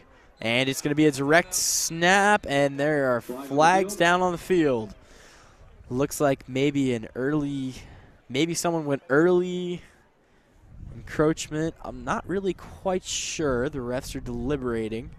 Southeast tried to do the direct snap that Sacred Heart used earlier, and that's going to be a false start on Southeast of Saline. That'll back them up 5 yards, and Mitch Gebhardt not very happy about that. False starts, you cannot afford them And they're the Achilles heel of some teams, but Southeast's first of the day, which is really not that bad as a whole. False starts will kill you, and Southeast has definitely limited those today. So Southeast, the element of surprise now gone, will head out, and they're going to punt. And a booming kick downfield to about the 10-yard line. McMillan will run. There's a flag down. That's going to be a block in the back. And McMillan still running, brought down at about the 15, but a clear block in the back by the Sacred Heart kicking team, or return team. My guess is that's going to take Sacred Heart back deep into their own territory, if that is the foul that I'm thinking of. Or, sorry, the foul that I saw. But we'll see what the refs say. The refs converging on the 15-yard line. There may have been holding on Southeast earlier in the play, but there was not a flag thrown. So, oh, and it will. So 2 penalties on the play. There is a penalty on Southeast of Saline. Looks like a holding penalty. And then there's the block in the back on Sacred Heart. So the penalties could potentially cancel. Refs now heading over to Sacred Heart's bench to talk to head coach Bruce Graber. And we'll see how this plays out. I think they're giving him the option of declining the penalty on Southeast of Saline.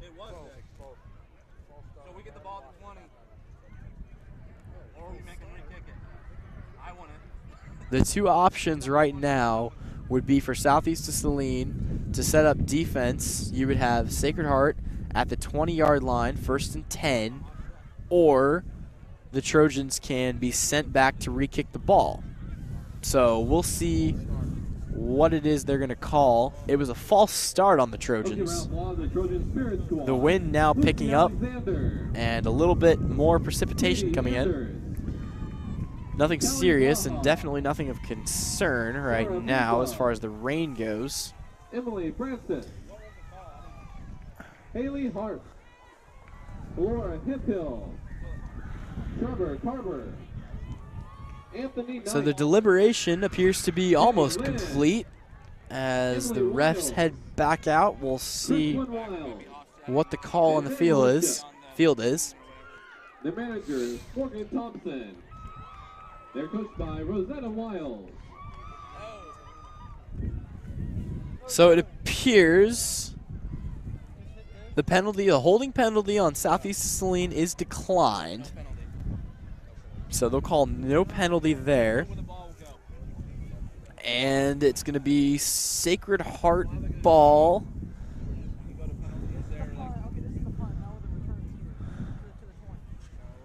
Confusion for everybody right about now.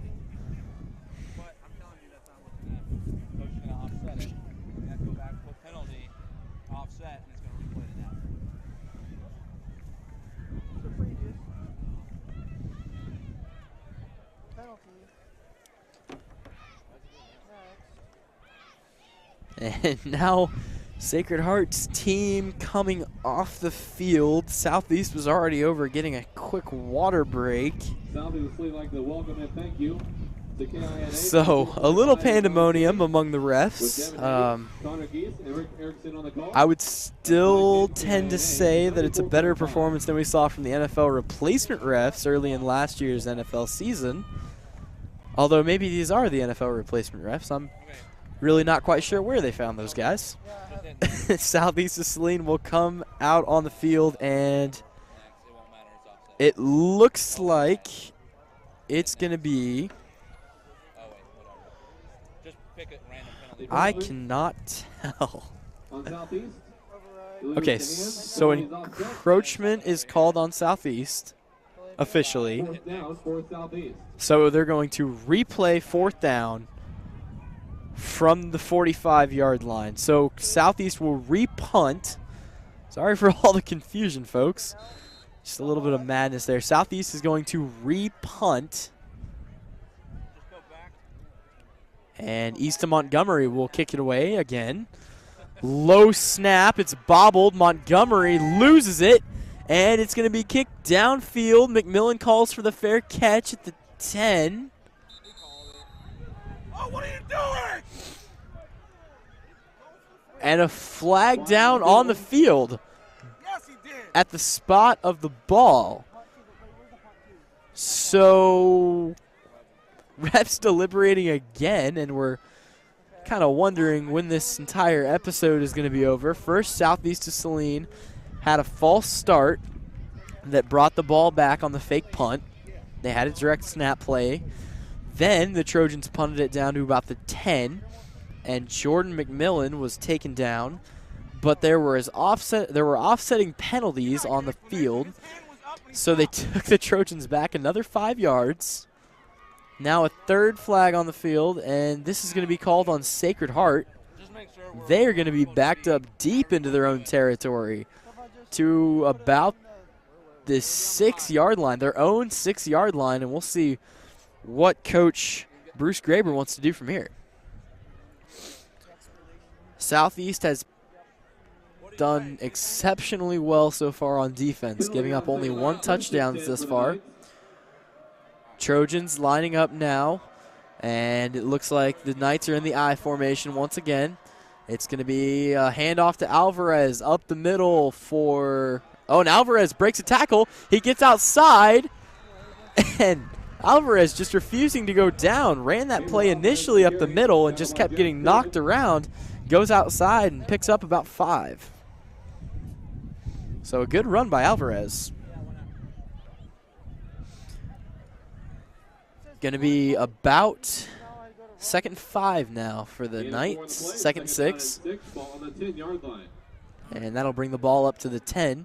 So a little less pressure now for Sacred Heart, as they are not backed up quite as deep into their own territory.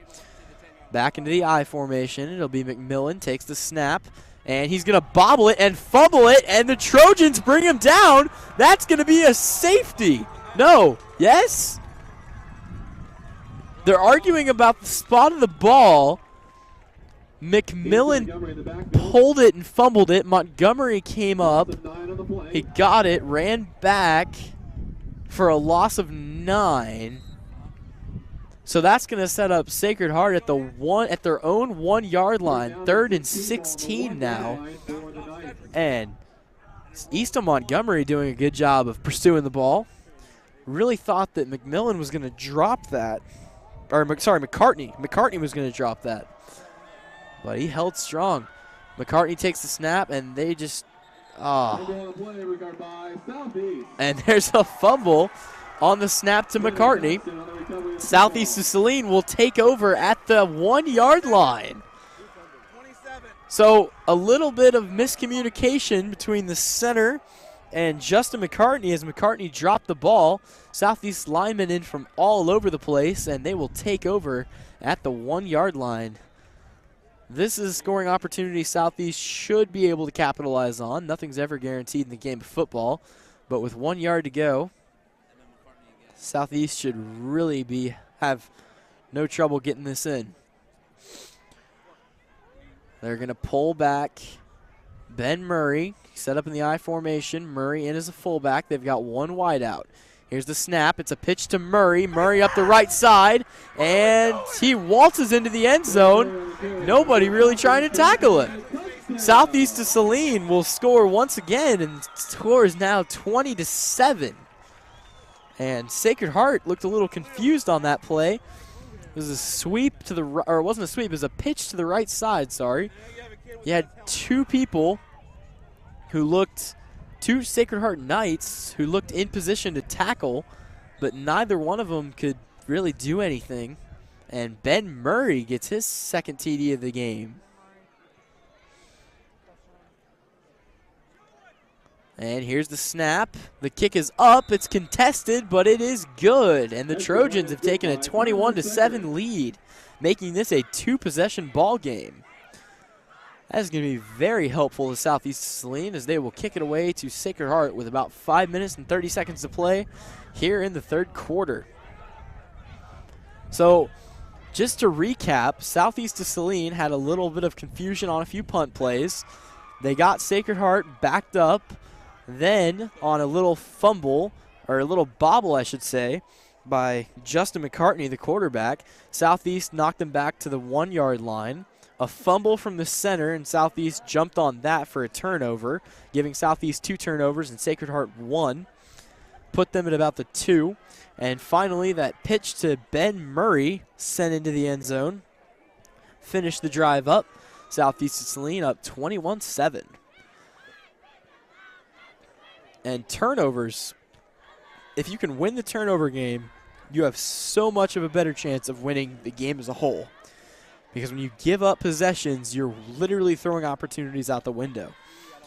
Sacred Heart is going to have to come up with some big turnovers now and some big point plays if they want to stay in this ball game. McCartney and McMillan back deep to return again as Southeast will kick it downfield. Kyler Sager's done an exceptional job kicking today. One short kick, but it was called back on a penalty. McMillan back deep for the Knights. So we'll see if McCartney and McMillan can have more luck in the return game. And Jordan McMillan has really done an excellent job on return so far. We'll see if Sager options to kick it to Justin McCartney instead this time. Kick is away and very short. It's going to be jumped on at about the 27-yard line. Not sure if that was intended to go short or if Sager just missed it off the side of his foot. But an upright spiral, and that's going to set the Sacred Heart Knights up in pretty decent field position at the 27-yard line. Sacred Heart lost their last possession on a fumble. And Abel Alvarez will check into the game.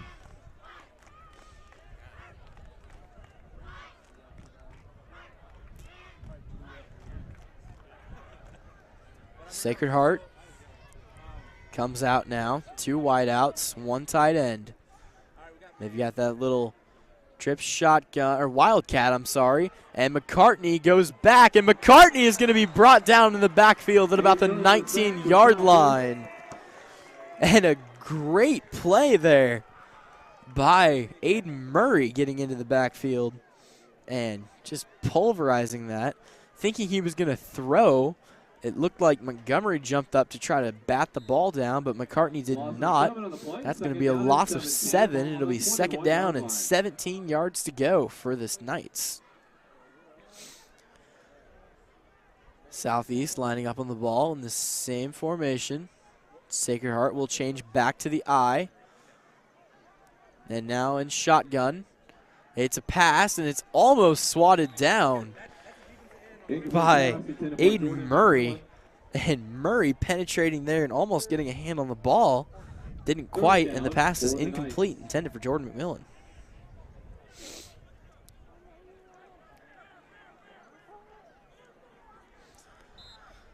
Checking into the game now is Cody Schlesner, and he'll come in to replace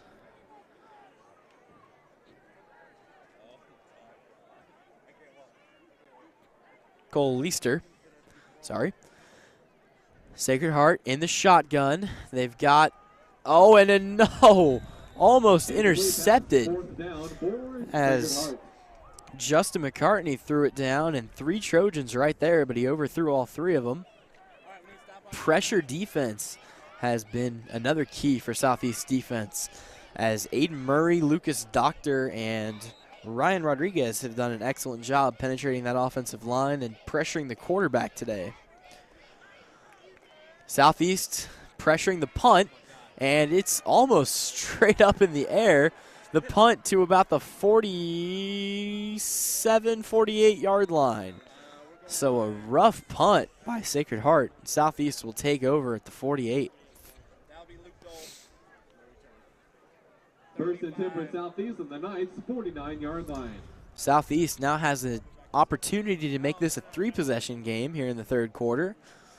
4:28 left on the clock. We'll see how Southeast wants to play this. They've got 2 wideouts, so they're back in that shotgun set. They've got Caden Bescher in the backfield. Here's the snap to Schlesner. Drops back. He's got Bescher. Oh!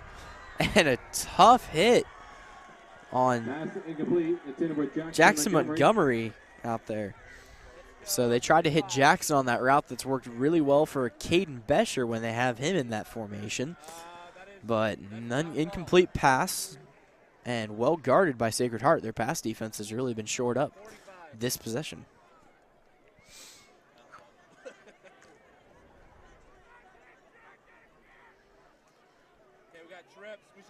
Trojans line up in trips. They've got a tight end on the right side with the 2 wideouts.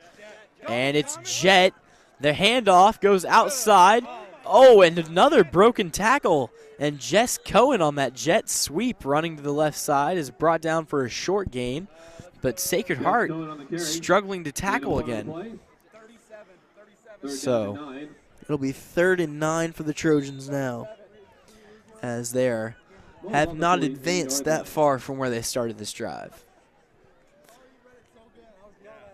Jess Cohen, the little sophomore, and he's only about 5'7", 5'8", but the little kid is fast and he can run. Now with 4 wideouts, Schlesner has time to throw. Wide open up the middle, and that's probably going to be a touchdown. Southeast of Saline. Wide open up the middle to east of Montgomery, and no one covered the tight end. Just blown coverage on Sacred Heart's part. Wide open up the middle, and it was all daylight for Montgomery. From that point on, Southeast takes the lead 27-7 here in the 3rd quarter. So Easton Montgomery, remember that tight end I mentioned earlier between Easton Montgomery and Tanner Thaxton alternating in and out. And I wondered, they do such a good job of blocking, but you see here they can return too. They can receive too. So Montgomery on the touchdown. And now the extra point attempt. It's down, and it's blocked. An excellent job. An excellent job by Sacred Heart. Jacob Garber.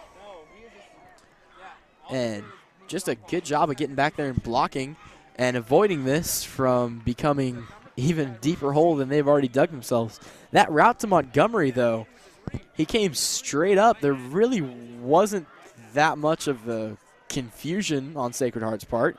Just blown coverage, and Montgomery makes it back for a Southeast of Saline touchdown, their 4th of the day. Southeast has had an excellent game offensively, and the Trojans will look to add even more to that if I know Mitch Gebhardt. Gebhardt is very aggressive in his coaching as far as plays. He's not afraid to throw the deep pass, but he loves instituting the run. And defensively, he's not afraid to call a blitz.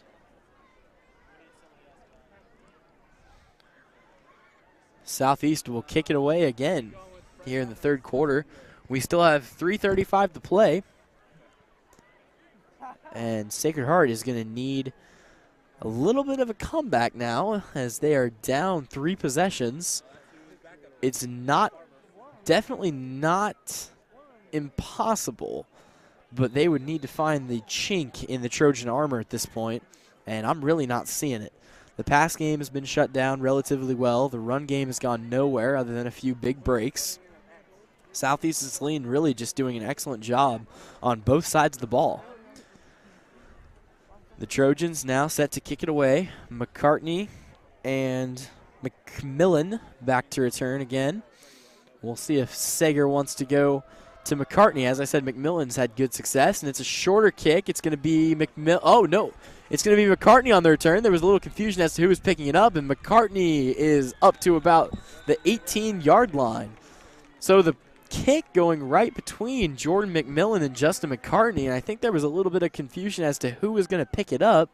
Eventually, McCartney did and ran it up to about the 18-yard line where he was taken down by Carlos Henry. So we'll see if Coach Graber has any new plans for the Knights, see what they want to get rolling here. We're closing in on the fourth quarter. The 18-yard line. And it looks like they're going to run. They're just going to run a shotgun formation. They've got trips. Yeah, they got a tight end on the left side. It's going to be a handoff to Salas. And Salas brought down after about a gain of 3. So a pretty good run for Cedric Salas.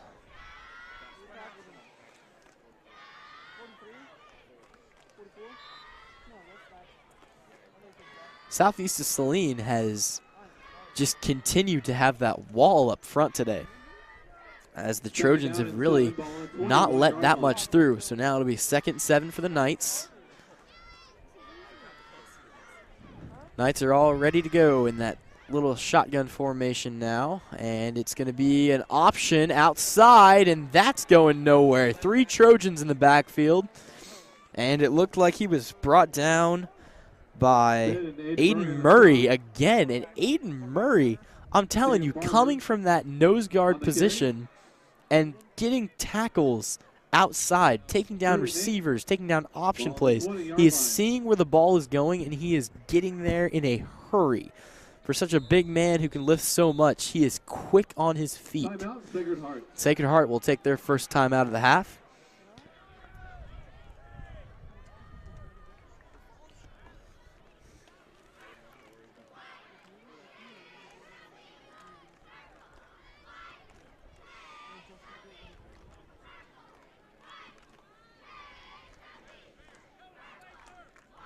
We'd like to thank you again for tuning in if you're listening to this broadcast. And we would also like to thank the Trojan faithful. Southeast Saline has always had pretty good attendance, but just it's great to see so many fans here. Adults, high school students, junior high, grade school, everyone's turned up for this, especially at one of the biggest rivalry games in 3A football. Southeast of Saline is joined by Sacred Heart, Russell, Republic County, Ellsworth, and Beloit in their division. And winning the division has been something that Southeast has not done, to my recollection, in a while. Beloit won last year, and Southeast has a chance to get back up with the way Wayne Sager has set this schedule up, athletic director Wayne Sager, that is. They will not have Minneapolis or Beloit, if I recall correctly, on the schedule this year. So we'll see how that bodes for the Trojans, but it's still early in the season, and as Mitch Gebhardt says, take things one game at a time. Sacred Heart in the shotgun, the handoff, and no, it's a gut play, and goes for a short gain. Southeast doing another good job of shutting that down as McCartney gets about a gain of 2. Southeast making 2-3 defensive substitutions. 4th down and 6 for the Knights. Looks like they've got 4th and 6. And the Knights are going to punt it away. The snap, there's a flag on the field. A pretty deep kick, and Sacred Heart recovers the kick. But we'll see what the flag was all about. If the penalty does not stand, Sacred Heart will have the ball in Southeast territory at about the 45-yard line. But we will have to see what the flag is down for. It could be an illegal formation, and it could be 12 men on the field. I didn't see anything fishy other than that. And all right, it looks like there's going to be a false start now against the Sacred Heart Knights. And Southeast of Saline will get a chance at redemption, but a rough return. He didn't necessarily call for a fair catch, but he definitely bobbled it. And honestly, on a play that close, it's better to just let it go. So it'll be Ben Murray and Kyler Sager back deep to return the punt again. Alrighty. Looks like Sacred Heart is shifting somebody off and then back onto the field. Maybe running a play in, although that's odd for a lineman, especially of his size. And the punt is up. It's going to be short again, and maybe a little bit of roughness there, but Sacred Heart will down the ball at the 42-yard line. It'll be Southeast of Saline, all ready to go on offense at the 42. First and 10 for the Trojans on the 42-yard line. A look ahead at Southeast of Saline sport activities this week. Now, if Southeast of Saline can score here, puts the game up to a 4-possession game, and that makes their odds very favorable this late in the game with basically 1 quarter to play. There's a minute 33 left to go. I could see Mitch Gebhardt at this point trying to knock another one into the end zone and maybe run out the clock, but we'll just have to see what unfolds here. Flag on the field, false start. And there's a penalty declined on a false start against Sacred Heart, and we'll just get things going now. Southeast of Saline back in the shotgun, 3 wideouts. And ref still standing in the way of progress. Alrighty, here we go. In the shotgun, Cody Schlesner takes the snap, and it's going to be a belly handoff to Kyler Bescher, and Bescher is up the left side for a gain of about 8. Breaking tackles has really been their thing today. So either the Trojans are really excellent at breaking tackles, or Sacred Heart is just not getting the job done on defense. One way or another, Sacred Heart needs to step up their defensive game.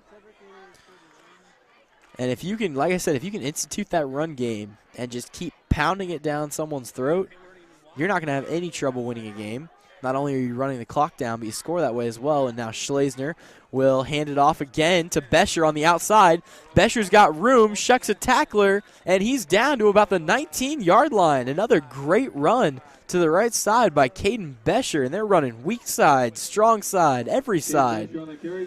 So he's up to about the 18-yard line. It'll be 1st and 10 again for the Trojans. And Caden Bescher has just entered beast mode right now. Compared him earlier to Marshawn Lynch, I mean, he's not the same guy by any means, but he runs similar. He runs hard, and he runs right at you. Hard to bring a guy like that down. Southeast will line up now, 4 wideouts for him. Still have Bescher back either to block or maybe they're running a screen here. They've got Schlesner, and it's going to be another handoff to Bescher, and it fooled the Sacred Heart defense. They do bring him down around the 15, but Southeast of Saline just doing an excellent job with the deceptiveness on that play. Caden Bescher continues to be, as Aiden Murray is the X factor on defense today, Caden Bescher has just been owning it on offense. And with a guy like that in Mitch Gebhardt's toolbox, you can see why the Trojans have found so much success today. 45 seconds left on the clock for the 3rd quarter. They've got 3 wideouts, and they hand it to Bescher again, and Bescher is down to about the 8-yard line. So Bescher just continuing to run hard and run right at people, and he picks up a gain of maybe 8. Caden Bescher on the carry. Tackle by Tristan Schlegel. Correction, a gain of about 6, and that's going to bring up 3rd down now for the Trojans. 3rd down and 1. 3rd and 1. With the way the run game has been going, I really see no reason why they wouldn't just run it again. But they do have the element of surprise on their side. Should they choose to pass, we'll see what Gebhardt has in. The snap, they run it, and he pulled it that time. I don't know if that's going to be enough. Schlesner pulled it. Joseph Merrick on the stop at the end of the 3rd quarter. And that's going to run the clock out for the 3rd quarter. So it will be 4th and inches for the Trojans when we come back for the 4th quarter.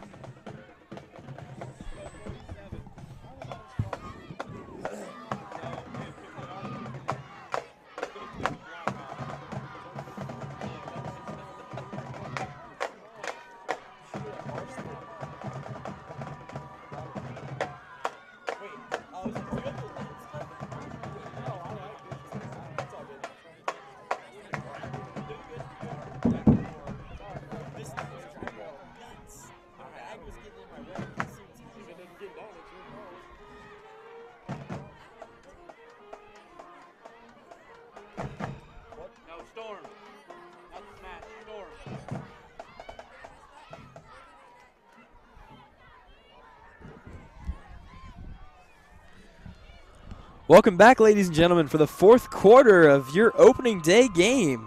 Southeast of Saline is up on rival Sacred Heart 27-7 here as we get ready to open up the fourth quarter. It'll be 4th down and 1 for Southeast of Saline.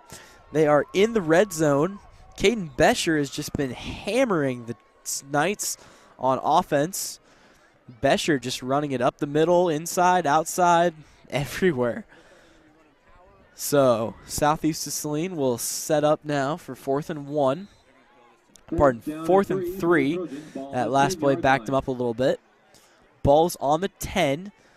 Ideally, you get the first down, and you have 4 downs to get it in the end zone. They're set up in the shotgun, 4 wideouts. Schlesner, he will hand it off to Bescher, and Bescher's wide open for a Southeast of Saline touchdown. And nobody there. I think the Knights expected pass, and the routes cleared a wide gap for Caden Bescher to get into. Bescher took the handoff, and Southeast of Saline goes up 33-7. And now, if you're Mitch Gebhardt, the only question you have is, do you go for 2 and put it back at an even possession game, or do you just kick it? It looks like he's sending out Kyler Sager to kick it, so they will just go for the extra point. No need to attempt anything fancy here. Schlesner will hold it. And the kick is up. And the kick is good. Not Schlesner. Sager has had deadly accuracy as a kicker today. He has one of his extra points blocked, but the other 3 have been straight up the middle, as opposed to a more timid version of Kyler in his sophomore year when he took over as the starting kicker for Southeast of Saline. So Trojans up 34-7. It is a 4-possession game. Going to be hard for the Knights to overcome something like this, but as we've said many times, and I'll say again, anything is possible in high school football. And it appears Sacred Heart actually has a man down on the field. Sacred Heart's got trainers out taking a look at one of the players. Refs are over. It looks like it's just cramped. But any player down on the field is not good, especially for Sacred Heart in this position.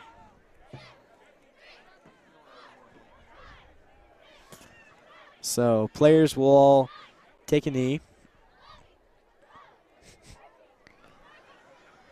Can't really see who's down from this angle, but it does not look good. They're stretching out his legs, but he is not getting up. And I didn't see anything happen, anything on the extra point. So not really sure what exactly is going on. We hope he's okay.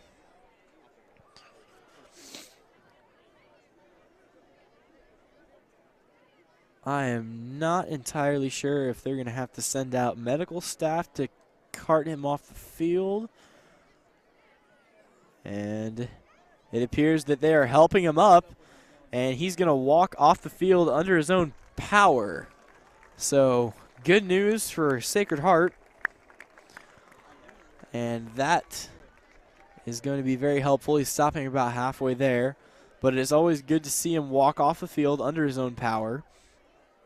We had, as I reminded you a few years ago, Southeast of Saline was just plagued by injuries, and especially at just still high school kids, high school ages. It's always just a shame to see anybody get hurt.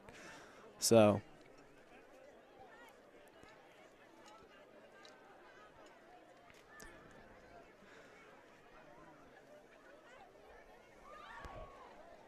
now on defense.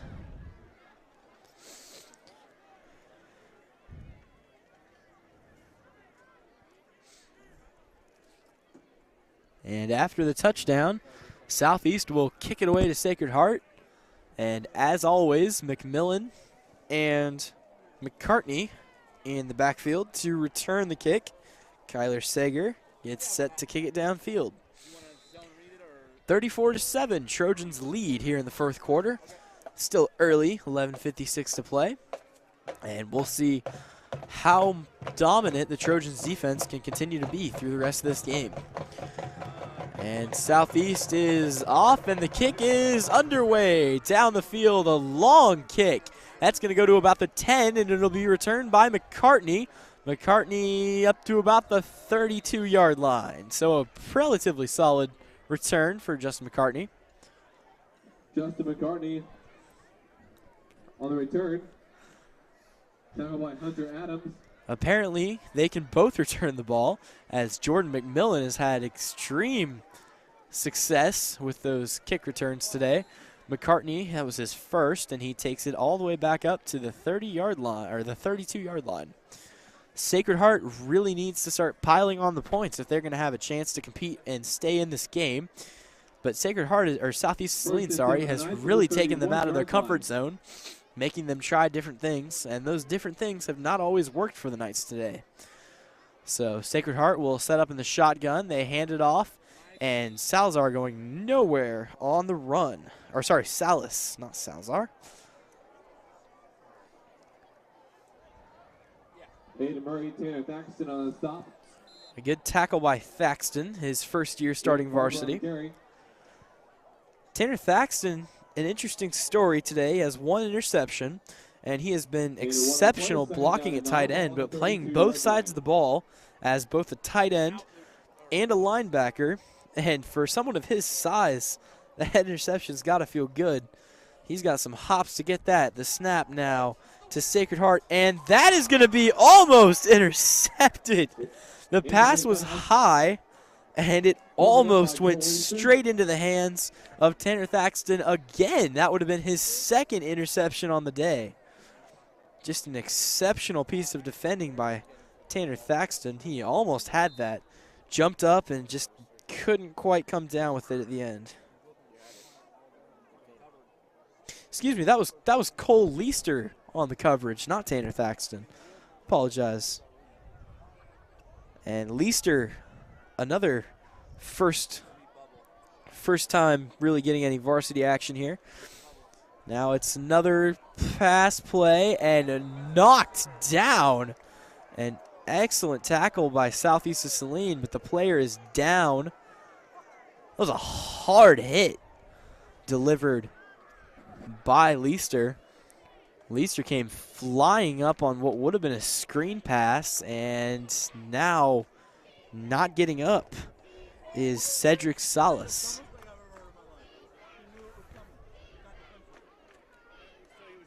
Salas is not getting, Salas back down to the ground. This is not good. Cole Leister really planted a hit on him, and it was a clean hit. Nothing bad about it, but always rough to see a player go down, especially the way Salas did. And as the starting back of the Sacred Heart Knights, this injury could really affect him.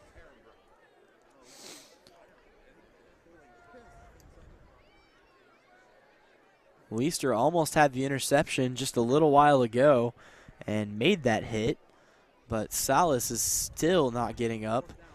Southeast of Saline is known for being a clean, aggressive team, as very, very few bad tackling penalties, and Salas is going to be helped off the field on one leg.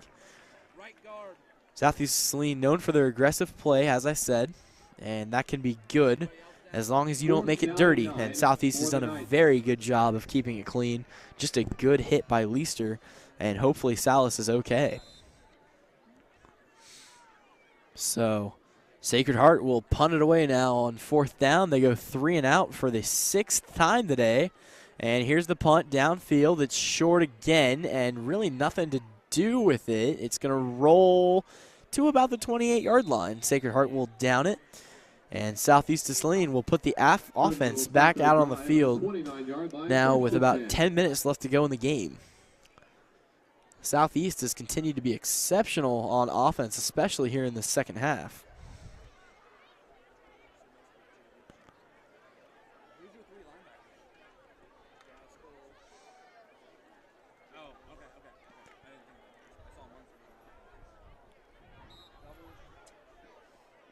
Southeast now lining up And they're back in the shotgun with 4 wideouts. An interesting set with how far they are ahead.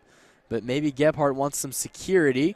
And now it's a run to the outside. And another tackler shucked off by Caden Bescher. Bescher is not going down for anybody today as he breaks one tackle and stiff arms another man to the ground before being brought down by 2 Sacred Heart Knights, but not after picking up a big gain.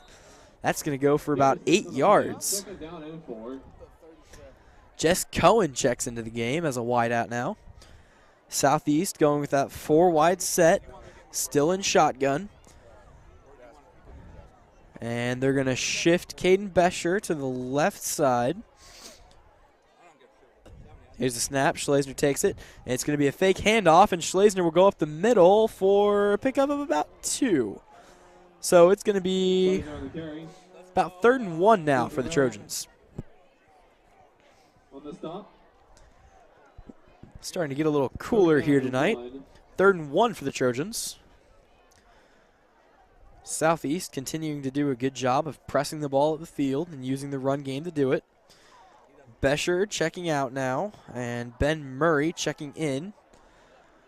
They'll run the stacked shotgun again, 4 wideouts. No tight end for Schlesner. Schlesner takes the snap, drops back. It's a pitch to Murray. Murray's going to turn around and run back the other way. He's got 1 man to beat on the outside, and he's going to be brought down. Flags on the field. And it looks like it's going to be a block in the back penalty against Southeast of Saline. We'll see how this unfolds. Not sure if the play was intended to turn around like that. Yeah, and it's going to be a block in the back. That's going to take Southeast of Saline back at least 10 yards, if not 15. So penalties hurting Southeast here, but not really making that huge of a difference as Southeast is up by 4 possessions. 34-7 is the score for those of you just checking into the game. Third down and 11. Ball on the 28-yard line.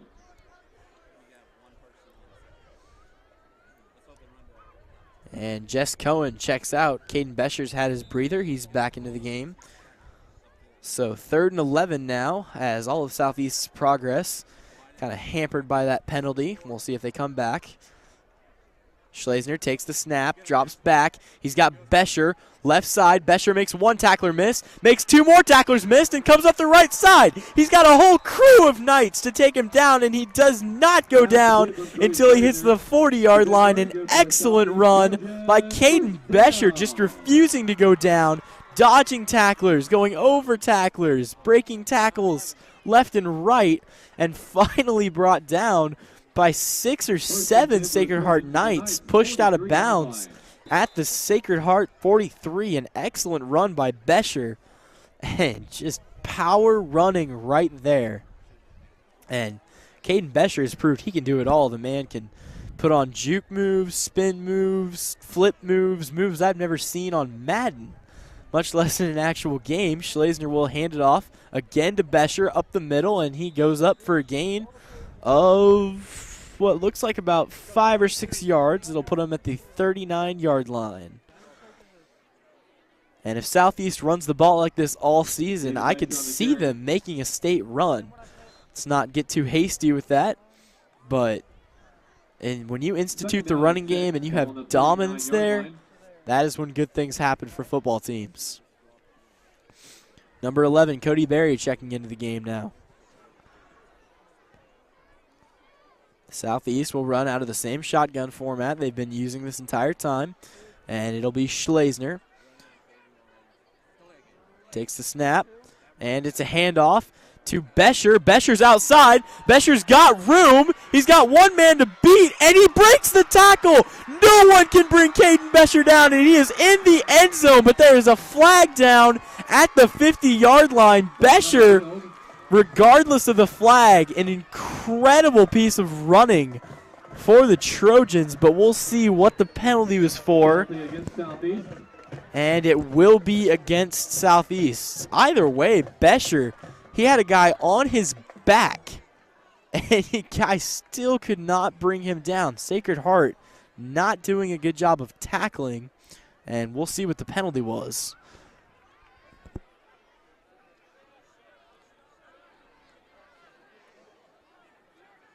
And it looks like it's going to be a delay of game on the Trojans, or illegal motion on the Trojans. And that bites if you're the Trojans. An excellent run by Bescher, and the whole thing is called back. So it will be 2nd and 11 now for the Trojans. Lining up in the same formation. And here's the snap. It's another handoff, same play, and it's Bescher again, and he makes another guy miss. He's up the left side again, and on a nearly mirror play, it's Bescher in the end zone. Caden Bescher not letting a little penalty slow him down as he runs a similar play the similar way, cutting up the middle, breaks a tackle, and nothing but daylight for the Southeast of Saline fullback, who is having himself one heck of a game today. Caden Bescher. I do not have the stats in front of me, but he has got to be having a near-record Southeast of Saline game for a running back. And this is something that you are just ecstatic to see if you are Mitch Gebhardt. Trojans now leading 40-7, and this is exactly the way Southeast wants to start their season. Schlesner will hold for Sager. Kick is up, kick is away, and it is good. And the Trojans lead 41-7.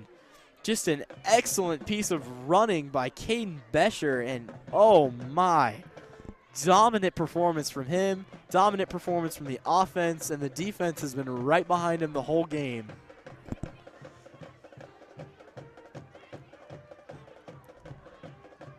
We do not have a report on Salas, who came out of the game earlier after the big hit by Cole Leister, but I do not see him on the bench. He appears to be standing on his own power.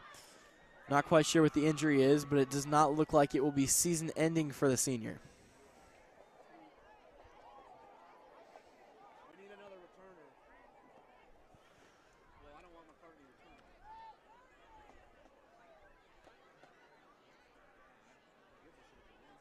So Southeast of Saline, big offensive production today against a team that has given them so much trouble in the recent history. But those games seem like nothing more than phantoms of the past, as the Trojans have definitely conquered their inner demons today, as they lead 41-7 here with a little over 8 minutes to go in the game. Or a little under 8 minutes, sorry. Kyler Sager looks ready to send the ball downfield again. And the Trojans ready to kick this one off. Sager comes up, and the kick is away, and it's going to be short, almost like a squib kick. It's going to be bobbled by 2 or 3 Sacred Heart Knights, and it will be down at the 21-yard line. Sacred Heart having a little breakdown in communication there, trying to figure out, again, who was going to receive that. So the Knights will take over at the 22, and really, if you're Bruce Graber right now, you've got to wonder, is there anything we can do to get through the Southeast of Saline defense? They had the one play. They had the one big play to Jordan McMillan from Justin McCartney, and it was a beauty. But so far, that's really been all the Knights can muster. And when they do get a good play, Southeast of Saline adjusts, and it's lights out for the rest of the series.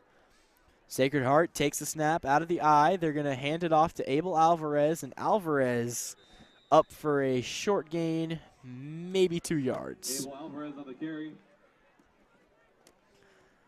And they've been running Alvarez up the middle so much today, you really wonder, is it time to change strategy? Alvarez has had some success running, similar power running method that Caden Bescher uses, but it has not been as successful, as the Trojan defense has really done an excellent job of shutting down anything Sacred Heart throws at him. Now coming out of a shotgun, it's going to be a pass, and it's going to be complete and immediately taken down by 2 Trojans. That was Bryce Banks and Cole Leister on the defense there. So Leister having himself a pretty good game on the defensive side of the ball.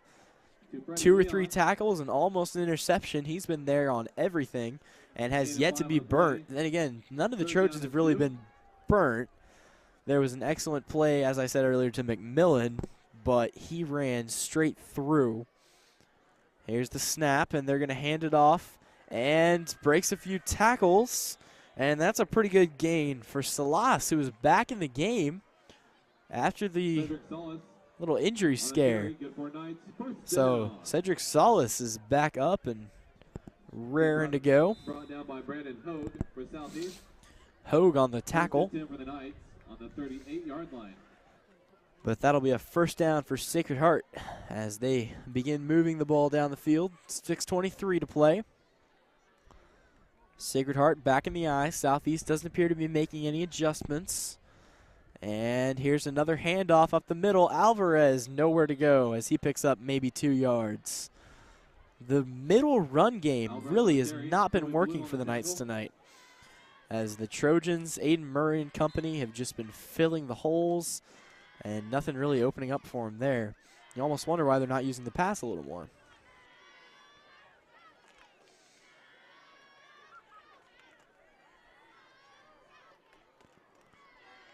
Sacred Heart now back in the eye.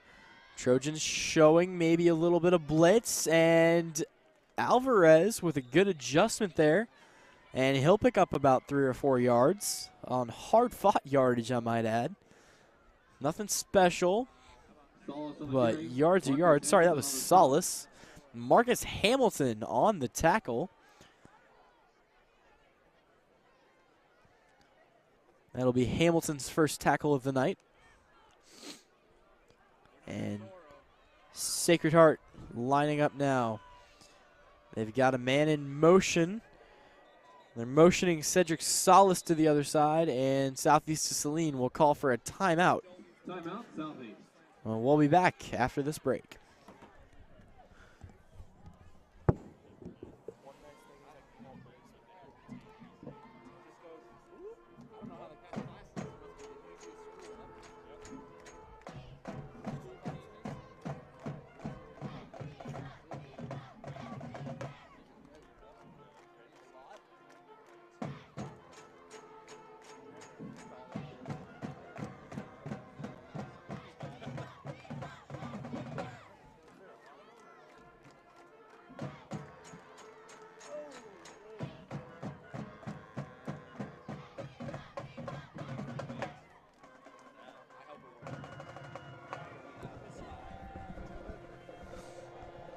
Welcome back, ladies and gentlemen. After the timeout by Southeast of Saline, the Trojans will head back out onto the field.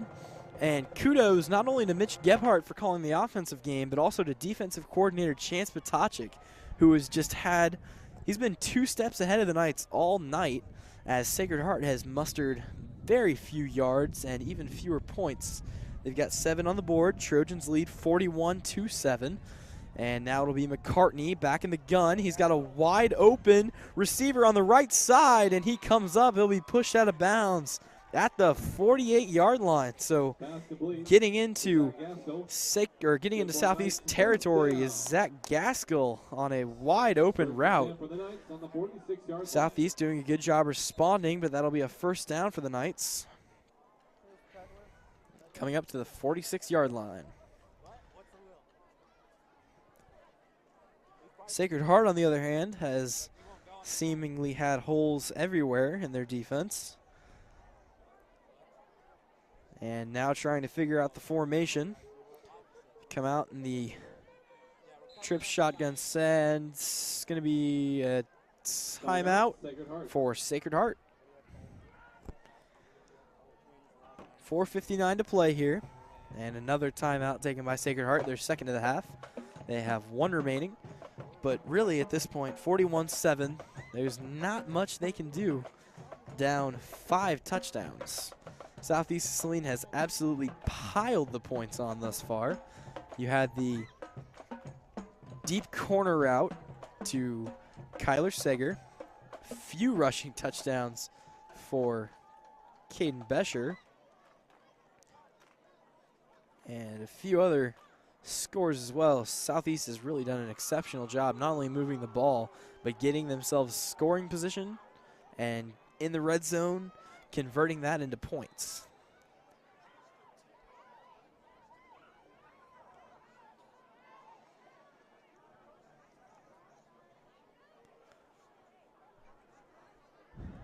First and 10 for Sacred Heart on the 46-yard line. Sacred Heart will line up now.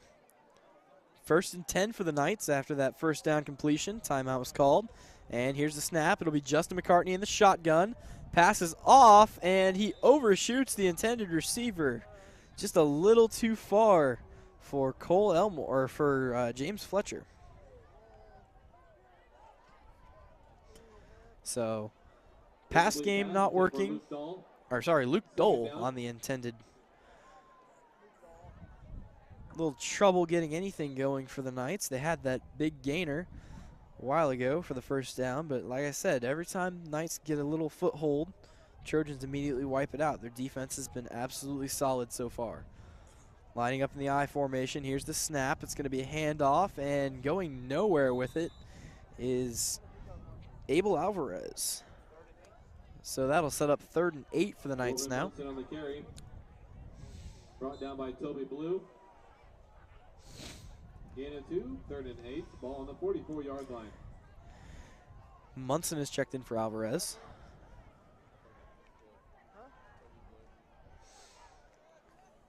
Little under 4:30 to play now. And the Knights, it's going to take a small miracle at this point for them to make a comeback. It's going to be out of the gun. Justin McCartney throws, and it's almost intercepted again by Cole Leister. He overthrew his intended receiver, and Leister was right there. Just a little too high for Cole to get his hands on. And Leister has really done an exceptional job, but credit to Toby Blue on the coverage there.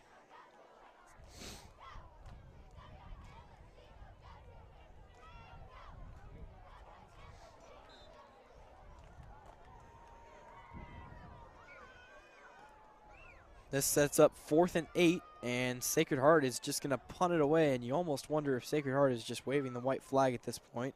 Down 5 touchdowns, under 5 minutes to go. The punt is away, and it is going to stop and be downed. It's going to be downed right at the 1-yard line. So a great punt for Sacred Heart, and a great job getting down and downing that. Southeast of Saline will start this drive backed up way deep into their own territory. So we'll see how Mitch Gephardt wants to play this. And we've got a timeout called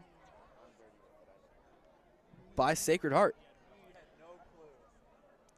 You're listening to Southeast of Saline Football on the Trojan Media Network, and we'll be back after this break.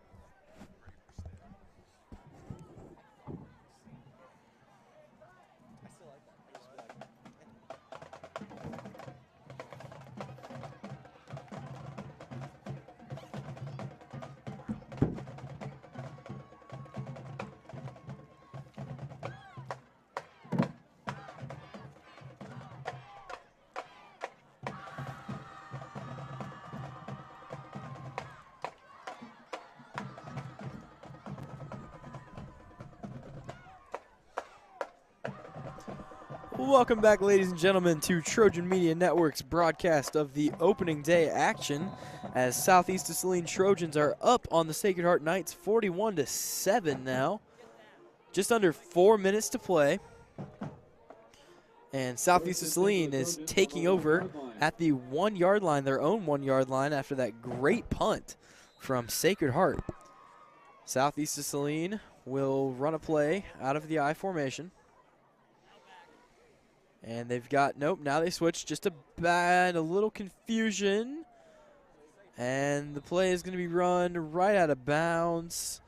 Not really going anywhere. And a quick handoff from Cody Schlesner. Marcus Hamilton on the carry. Hamilton made the carry. And going nowhere on that. So Southeast of Saline will be at about the same spot. Braden Wynn now checking into the game for the Southeast of Saline Trojans. And Southeast will line up now in the eye. They've got Wynn out as a wideout. They've got 2 of those. They've got a tight end, and they've stacked the line. It's going to be a pitch outside to Jess Cohen. Jess Cohen makes a few moves, and he's got the outside. He's got 3 men to beat, and he's going to be wrapped up and brought down at about the 32-yard line. An excellent run for the little sophomore. And Jess Cohen, an exceptional carry, but there is a flag down on the field, and we'll see what's going to happen now. Trenton Douglas, assistant coach, does not look happy, and it looks like there's going to be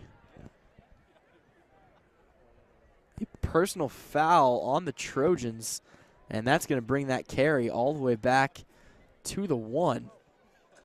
Or, apologize, to the 11-yard line at a 1. Leaves the hands called on Southeast. 10-yard penalty for the spot of the foul.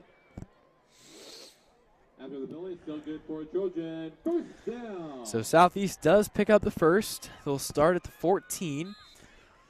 Running the same formation, double wide. They've got Wynn and looks like Leister. Here's the snap now. It's a pitch. Other side, Jess Cohen cuts up the middle. He makes a move, and Jess Cohen is on his way. He's at the 50, down to the 40. He's to the 30. 2 men chasing him to the 20, 10, 5. Touchdown, Jess Cohen. Touchdown, Southeast of Saline Trojans. And the sophomore running back not fazed by this varsity squad. Running on a pitch to the right side. Cohen cuts back.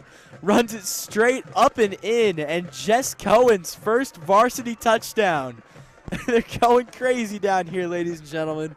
And that's going to put Southeast of Saline up 47-7, a 40-point lead on rival Sacred Heart before the extra point is even kicked. Jess Cohen is ecstatic over there on the sideline. A great run from the sophomore, who has always had so much potential, not letting his size interfere with anything. The extra point is up and good, and the Trojans take a 48-7 lead with 3 minutes to go. Absolute domination by Jess Cohen on that run. And just a great job. Blocking was there. The receivers blocked well. Everyone sealed out the defenders, and in the end, raw speed won the battle for Cohen as he takes the ball 65 yards for a Southeast of Saline touchdown. So an excellent run for Southeast there.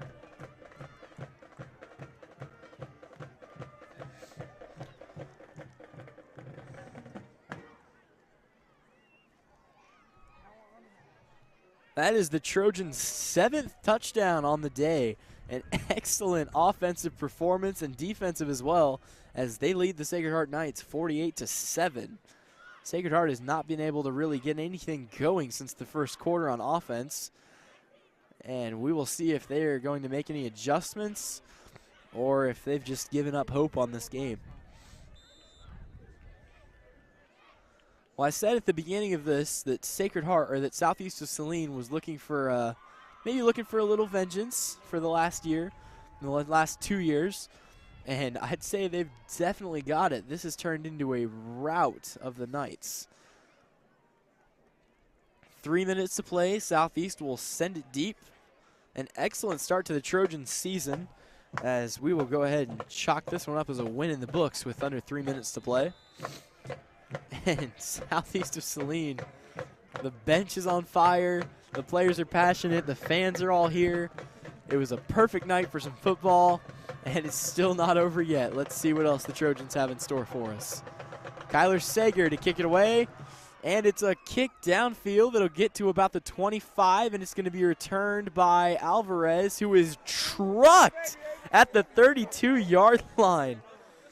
He got absolutely obliterated on that, but he gets up.